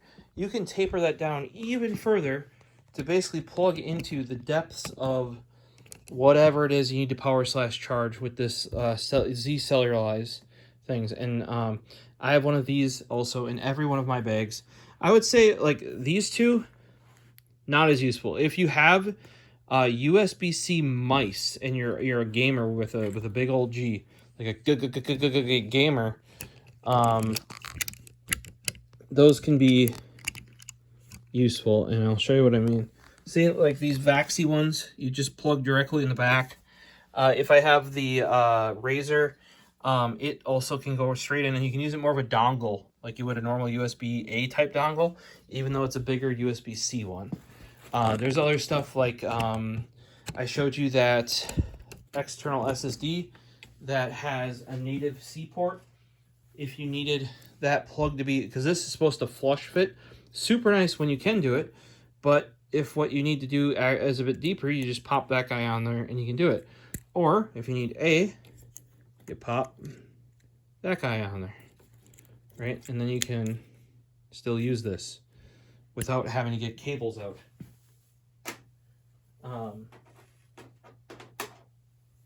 Right? Here is another big one, which is USB-C to micro B. I don't remember if this one does data or not. It does, however, pass through if you use quick charge like 2.0, 3.0. I don't think it does 4.0 because that's like really rare. I only have one charger. That's from the Razer Phone 2. And I did buy one because it's like one of the few quick charge 4.0 chargers. It is also USB PD because Razer is insane. That's why I was really sad when my power bank died, because loved that power bank. It was a friggin' aluminum on the outside. Okay, but this is really good. This brand is the same. This Mi Nova is the same as this guy here, which is the only Lightning one that I know to quick charge over USB-C to Lightning. is this Minova adapter. So it'll do the 9 volt, not just the 5 volt. It does not, this I know for a fact does not do data. I do have one adapter that my coworker at this job actually got one off of me. It was out of a UK company, but Apple sued them in the ground because they actually made a proper USB-C to Lightning that did data and charge. And I've showed it before on the channel, but they got sued, and he didn't even, because he broke his. It snapped off right here, which they were known to be a bit weak because this is aluminum. The other brands weren't, and it was known to be a little bit weak, and if it could break or come, like pull out. I mean, I wouldn't say it was common, but it wasn't uncommon. So he's like, hey, can I buy some direct? And they're like, nope, we can't sell them anymore. Even for a while, they were only selling them in the UK. They must not have been able to export them or whatever. That's some bullshit, if you ask me. Even if they're not MiFi certified, they should be able to fucking sell them. But yeah, those were amazing adapters. I still have 2. My mom has one, and he had one, but not anymore. But these, as long as you don't want to do data, these are just as good, if not better, because they actually do quick charge. I don't recall those being able to do quick charge. So these Mi Novas are very, very successful. I mean, same brand for this not that guy, not the C Solaris, the Micro B2C. There is like a little loop in there technically, if you want to get like a lanyard or something. Getting the USB-C plugged in then seems to be more pain than it's worth. But I use one of these all the time, as does my mom. So you can order ones with like little silicone rubber that go around it with a little loop that you can connect to. She just has it dangling off her chubby cable. And then when she needs one of these older devices that is either Micro B or Lightning, she just snaps it on the end, plugs it in, and away you go. Realistically, nowadays, unless you're doing some sort of hardware stuff that like it needs a USB-A to USB-C or Micro B to A, and you're actually doing some sort of like programming, like, say if you have to put in like DFU mode and program it or something like that, you should not need anything but a USB-C to C cable and adapters. Like you can even put an A to C on one end and a C to Micro B on the other end, and you now have a Micro B or an A to Micro B. If you get one of the USB 4 cables or a Thunderbolt cable, be aware there's electronics in there that may not work. You almost want dumber cables to do stuff like that. You can do one adaptation with the stuff in there usually. Do be aware that when you actually start adapting one or both ends of USB-C, it becomes non-universal, because most of the time those adapters do not include the that's not even electronics, but like the wiring to be able to do the flipping. Like as soon as you put a USB-A to C adapter on there, it is now, you might actually even have to flip it. You might get USB 2 speeds and have to flip over the USB-C on the device side to actually hit USB 3 speeds. Because it can't do the handshake that it wants to do with the other device, because you have it plugged in via USB-A, but the phone or the SSD does not know that. The last item in here that was not in this bag because I was using it is my hard shell, not soft shell, flash drive holder. I put that on with electrical tape there. It holds 10 drives, 5 on each side. I used to have was it Memorex or something that did 6 drives only. This thing is way more compact. A lot of these types of things when they're soft are fucking pointless. You need the hard shell. And this holds 10 drives. If you didn't have the wrist straps on, it will zip all the way around. Pick yourself up one of these. Try and find one. The hard shells have gone out of stock many a time, to the point where I bought, I have 3 of them over there. Because they're really skinny too this way.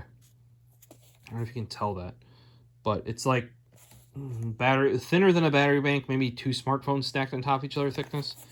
Whereas a lot of the other ones that I've seen are always like super fat, super bulky, hold 6 drives, or they go even bigger than this. They hold 20 and they're massive. 10 is good for me, perfect. It gives me 2 extra drives. I think one of those is actually written. But we've got Acronis Windows 10 UEFI, Acronis UEFI, Linux, because depending if it's got secure boot or not, you may need one of those. Windows 7 BIOS, I have not used that in ages because every systems I've dealt with within the, like, no, this job you would run into all the time, like places still using XP. You know, so that's when you need that. If you're out in the field, you probably still need it. MemTest 86 UEFI, super useful. You want an MemTest 86 drive. I always have a dedicated drive for it because then you can keep all your logs and you can save them, whether it's good or bad at the end, and you save it to the drive. I even copy them off when I reformat it for the newer versions and put them back on. BIOS, I like having a dedicated BIOS drive. These are all 8 gigs. I wished they were all 4. Or like, I think these might need to be 8, but these two I wish they were 4 gigs, but the smallest Kangaroos I think I could reliably find were 8. It's been fine. You need FAT32 at least for a lot of this stuff. So you need 32 gigs or less. So this set is all 8 gigs because BIOS does not take up much space when it gets full. Basically, it's got all the BIOS files for like updating laptops, desktops. If you can save configuration files from the BIOS, I save them to here. Then you can copy them to, you know, like say your folder. Like say you built them a custom workstation, you configured the BIOS a certain way. You can then save the configuration to a USB drive. That way, if you ever have to reconfigure it or like fuck something up, you can just load the BIOS file. Like load the version that you have, load that configuration file, done. So that's what that's for. This is MemTest. This is also an 8 gig. What did I do for labeling? This is just electrical tape with Scotch tape over top, so you can't rub it off. You know, and then marker. So these ones that are much nice and darker, you see like this, that was done with that zebra marker. This one was done with normal Sharpie. You can see how it's turned like brown. Whereas these don't even have the Scotch tape over top because I didn't know if it would stay. And also cutting it out on top of this would be hard. These are slimmed. They're half of a width of an electrical tape. Otherwise it would go over, because this is just elastic in here. But I cut electrical tape in half and use that to label the actual slots, because with the drives in, you couldn't see. So if you look here, this is labeled with, I think, a Milwaukee marker, or that pointy marker, not a, you can see they're too bold for being the zebra. See, there's another one that was not done with the zebra. That was done with a Sharpie. That was done with the zebra. Some of the zebras will get a little bit more bold once you put the Scotch tape over top, because it like squishes down the ink. This side is all 32 gigs. Realistically, for troubleshooting flash drives, you should not need more than 32 gigs. In fact, you probably don't want it because you're going to need to go to FAT32. Windows limits FAT32 currently ever since like Vista, I want to say, without third-party tools like the HP USB format tool, which I think is capped at 137. You guys can correct me down below if I'm wrong. But you want 32 gigs because you're going to need to do FAT32, and 32 is the cap for that. Kangaroo, because they make like professional grade drives, makes like 8, 16, 32, you know, and these are the ones that I run. Kangaroo Flash Blue USB 3.0. These are 32 gig. This one's basically unused. I think it's even called Flash Blue still. This one's kind of my toss around drive when I need to reformat to do different boot items. And this one's sitting there till I have a real use for it. Why these? Why these? These are actually what I ended up on. If you watch back years ago, probably 5 years ago, at this point, 4 or 5 years ago, I went through and found my ultimate flash drive, and that would have been when I was killing those Samsungs, because those Samsungs are nice. They're metal. They have a big downside though. They have no flashy LED, and there is no cap. So if you're using them regularly, there is no cap. Then I went to some other ones that do have flashy LEDs, have caps, but they're plastic. Those break. I thought I was going to standardize on Kingston because they had a full metal with metal cap drive, but it was encrypted, right? And so you couldn't boot from it. even if you turned off the encryption, because there was that thing before the flash drive, you couldn't boot from it. And I even went through their support and there was no way to turn it off. So I actually returned all of them. I returned all of them because they couldn't. They were even smaller than this. Their form factor was beautiful. If they just weren't fucking encrypted, it was like data travel or something. You have to go back and watch the video. They were built like tanks too. Like this is just like extruded aluminum. So you got this notch cut out, and that's where the actual drive is in. Now they do still get warm because the aluminum does do, and they're built well. And with this, you can easily label them. Turns out I ended up on these. Geek Squad also ended up on these. They originally partnered with PNY with their little black drives. They're like little this big with like kind of translucent black, branded Geek Squad, etc. They did the same thing except they made them blue. And they're USB 3. Turns out USB 3 in that same form factor, I don't think any of them started on fire, but a number of them melted. Yeah, so needless to say, the partnership with PNY for those drives stopped.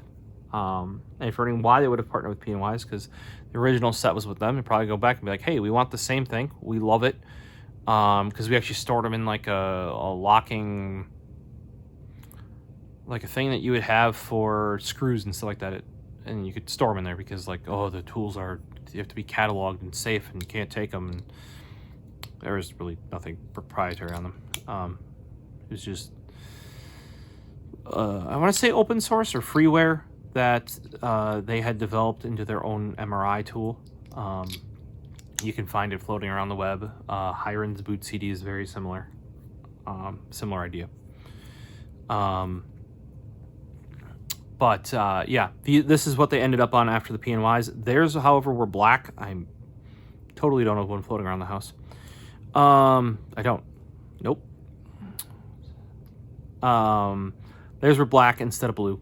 All these are blue, I think, because it's the flash blue.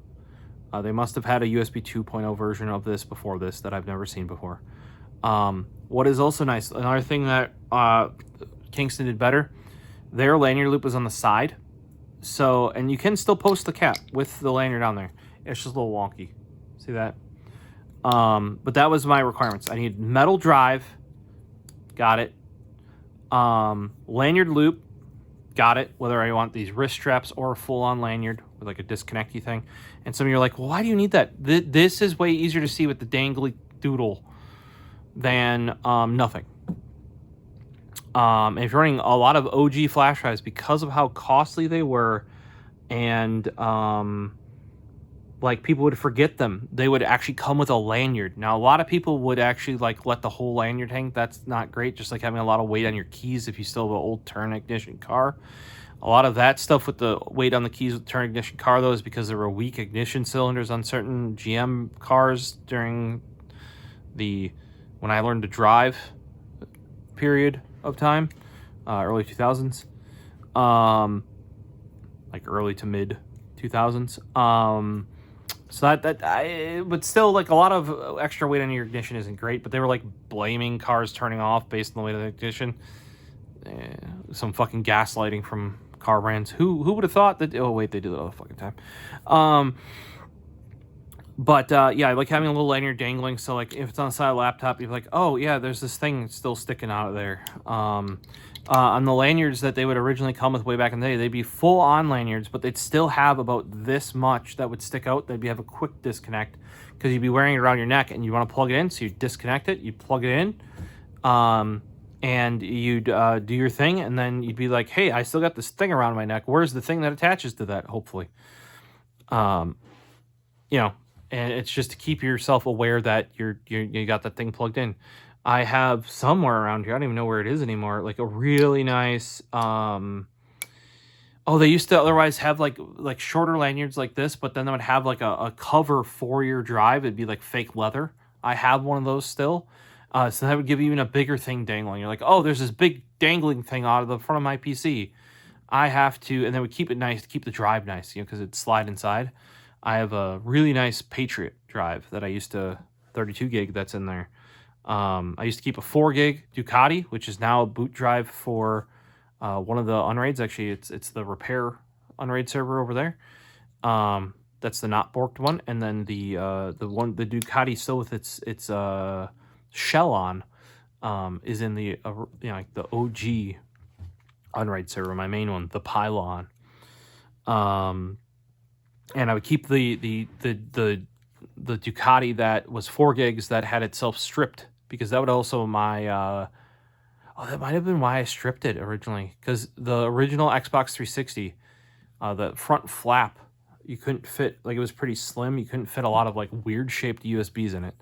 And I might have stripped it off for that, because that became, once Xbox 360 after they allowed copying the disc to the hard drive, they later, like maybe a year later or something like that, allowed you to format any USB drive as your memory card. That was a fucking game changer, rather than having their proprietary bullshit. Like a 512 megabyte was like $80 or something. I want to say $50 maybe for a 512 megabyte memory card. And then like back then you could pick up like I remember buying like 1 gig flash drives for chump change. And then once that transitioned to I actually have a bunch of my USB 2 drives are SanDisk Cruisers made for the Xbox 360 that are a gig each. Super handy to have. Super amazing build quality. The cap actually has metal prongs like your USB port would have that it snaps into. Like that was back before they had cheapened things down to, before they knew how, if you guys have watched technology, when USB came out, all the cables were made correctly. They're all shielded correctly, because they don't realize they can make them cheap yet, because the spec says you have to do that. And they haven't found out that, we can just like omit that and it mostly works. I know we're a bit off topic, but this Kangaroo, if you guys are doing repair work, this is the drive you want. It's going to cost you $40 a flash drive, probably, right? But it's worth it, because it has the LED when you plug it in. There is also a lock and an unlock switch. I think this ended up not working because all writes stopped, and a lot of boot things require writing. But the idea with that was that, at least at Geek Squad, like if you couldn't get this infected, and then, because you would use this in another PC, right? So you couldn't get this infected by a PC that came in because it was on lock, right? Because it couldn't be written to. And then you take it out and plug it into another computer. It wouldn't transfer, theoretically, that wouldn't happen. That ended up not working though, because a lot of the boot stuff requires writing a little bit to the drive, and it would just make the tool not boot. So there is that. If you do want to do read only, there is the lock function, on there. I rarely, if ever, use it, but it is there. But metal build, lanyard loop with blinking LED. If you can find me that from a reputable brand that doesn't cost this much and actually has like reliable storage in here, every one of these is also serialized. So like, Geek Squad, when they needed to track like where the drives were, who had them, what computers they were plugged into, you had serial numbers on them. If you work for a company and you're issuing these out, having that serial number per drive is probably quite useful. If you need to track them or what's on them. They also do like heavily encrypted ones, kind of like, not heavily encrypted, but they do like hardware encrypted ones, kind of like that Kingston was. But this is just about the only quality flash drive that is out there anymore. Everything else just uses, if you watch Linus Tech Tips, he always talks about like, they use like bargain bin NAND that like just didn't even make it into SD cards, basically. But you're really paying for it here, and you do get a good drive. These all have been reformatted hundreds of times at this point. This temp drive, I just chuck shit on there, chuck giant drivers on there, wipe it off, Mem test gets formatted every time a new mem test comes out. Windows 10 and 11, there is no 10 installer anymore. I used to have, here you go, we have 11 Enterprise, 11 Normal. This used to be 10 Enterprise, which includes Pro for Workstations, which is what I personally run, or now with 11 actual Enterprise, because the 11 Enterprise, I think Pro for Workstations also falls in there. but it's the only one that you can do local Windows accounts with. So, but then this is basically for everything else I support that isn't mine, that doesn't have Enterprise, or isn't a custom build that I've helped acquire a key for Enterprise for. And then like this, I think I have formatted for Windows 10 because I needed it the other day. But that's kind of like the formatted as you need it. That's why it has a name, but it never actually stuck as something long enough. And this one's never actually been even used. So it's just there as an extra in case I need it. All of these can just be bought. That's another thing. Don't count on, like, I was for a while counting on, like, I had those old SanDisk cruisers that are all 1 gig. If you're doing this as a job, remember that you're going to lose it. You're going to break it. And I know you're not going to intend on it, right? You're going to lose it, but you're going to break it. It'll just wear out and die eventually. Kind of like those Samsungs. I think, like I said, I killed 3 in a month. Those are going to replace them. They're $20 on Amazon, but it gets kind of old. That's when you start sending with tools. I imagine with mechanics and or tradespeople. That's how I kind of treat mine. Is I buy the cheap one first from Harbor Freight or from wherever, and Fleet Farm back in the day. Not anymore because they don't have anything. Ugh. Then once you wear through that, you either buy an Icon from Harbor Freight, or you buy a Snap-on, or you buy a Milwaukee. Like that's what I eventually went to wrenches after I had like just cheap ones. So same thing with this sort of stuff. Use it till you die, and then you're like, I'm getting really sick of replacing these drives. It's not really costing me anything because they're under warranty, but it's just annoying. I'm gonna go buy good ones. Also, hey, I'm really annoyed that I can't see the disk activity because sometimes, like when you're troubleshooting stuff, oh my gosh, it looks like it's doing nothing, and the only thing that you get is a little flash on the flash drive. Or sometimes it'll look like it's booting, but if you watch the booting, it goes blink, blink, blink, blink, blink, blink, blink, blink, blink, and it's not actually like randomly booting up, so it's not actually doing anything. You can tell that by like the blink code, like it's trying that same initialization sequence on the flash drive and fails. And fails, and tries it again, and tries it again. So it looks like it's trying on the PC, but it's actually not in reality. So that's where having that flash, the LED on the flash drive for diagnostics can be super useful. This is also why I run. I think that one drive also might have tried Ventoy and some of these other multi-boot ones. I could not get, there's even some older ones, UBBE, trying to remember, like I've tried a whole fucking bunch of them. Maybe now that most everything is UEFI, it's fine. I tend to remember in the past when everything was BIOS, it was also fine. But, back when I was working that job right there, was that 4 years ago? We're still in this divide of a lot of systems that were, especially still second gen. Like those are not UEFI. I guess I've seen a ThinkPad that was second gen that got UEFI because it depends on the chipset. But like first gen, second gens, or even Core 2 Duos, Core 2 Quads still. Those are in no way and will never be UEFI. So you're still going to need to maintain 2 USBs then. One for BIOS, one for UEFI. And then, like, their software generally works completely differently. And then with those boot things, if they don't have a boot thing built for your specific thing you want to do, a lot of the times, it will not do it. It is different than back in the day. I had an external... Well, I ran out of iPhone storage. 50% battery, good there. That's why I got the big, fat, terabyte phone. Because even with the 512 on the Pixel 7 Pro, I was regularly, I would say 3 months, 4 months, sometimes 2, having to dump it. Oh, so we're back on the Pixel 9 Pro, and I really should probably finish up since I've killed 2 phones now. And we're actually having to do this corded because the Pixel 9 Pro is only at 16% bats. Yeah, so what I was saying flash drive wise is my recommendation is make your dedicated drives for the things you do most common and have 1 or 2 you reformat.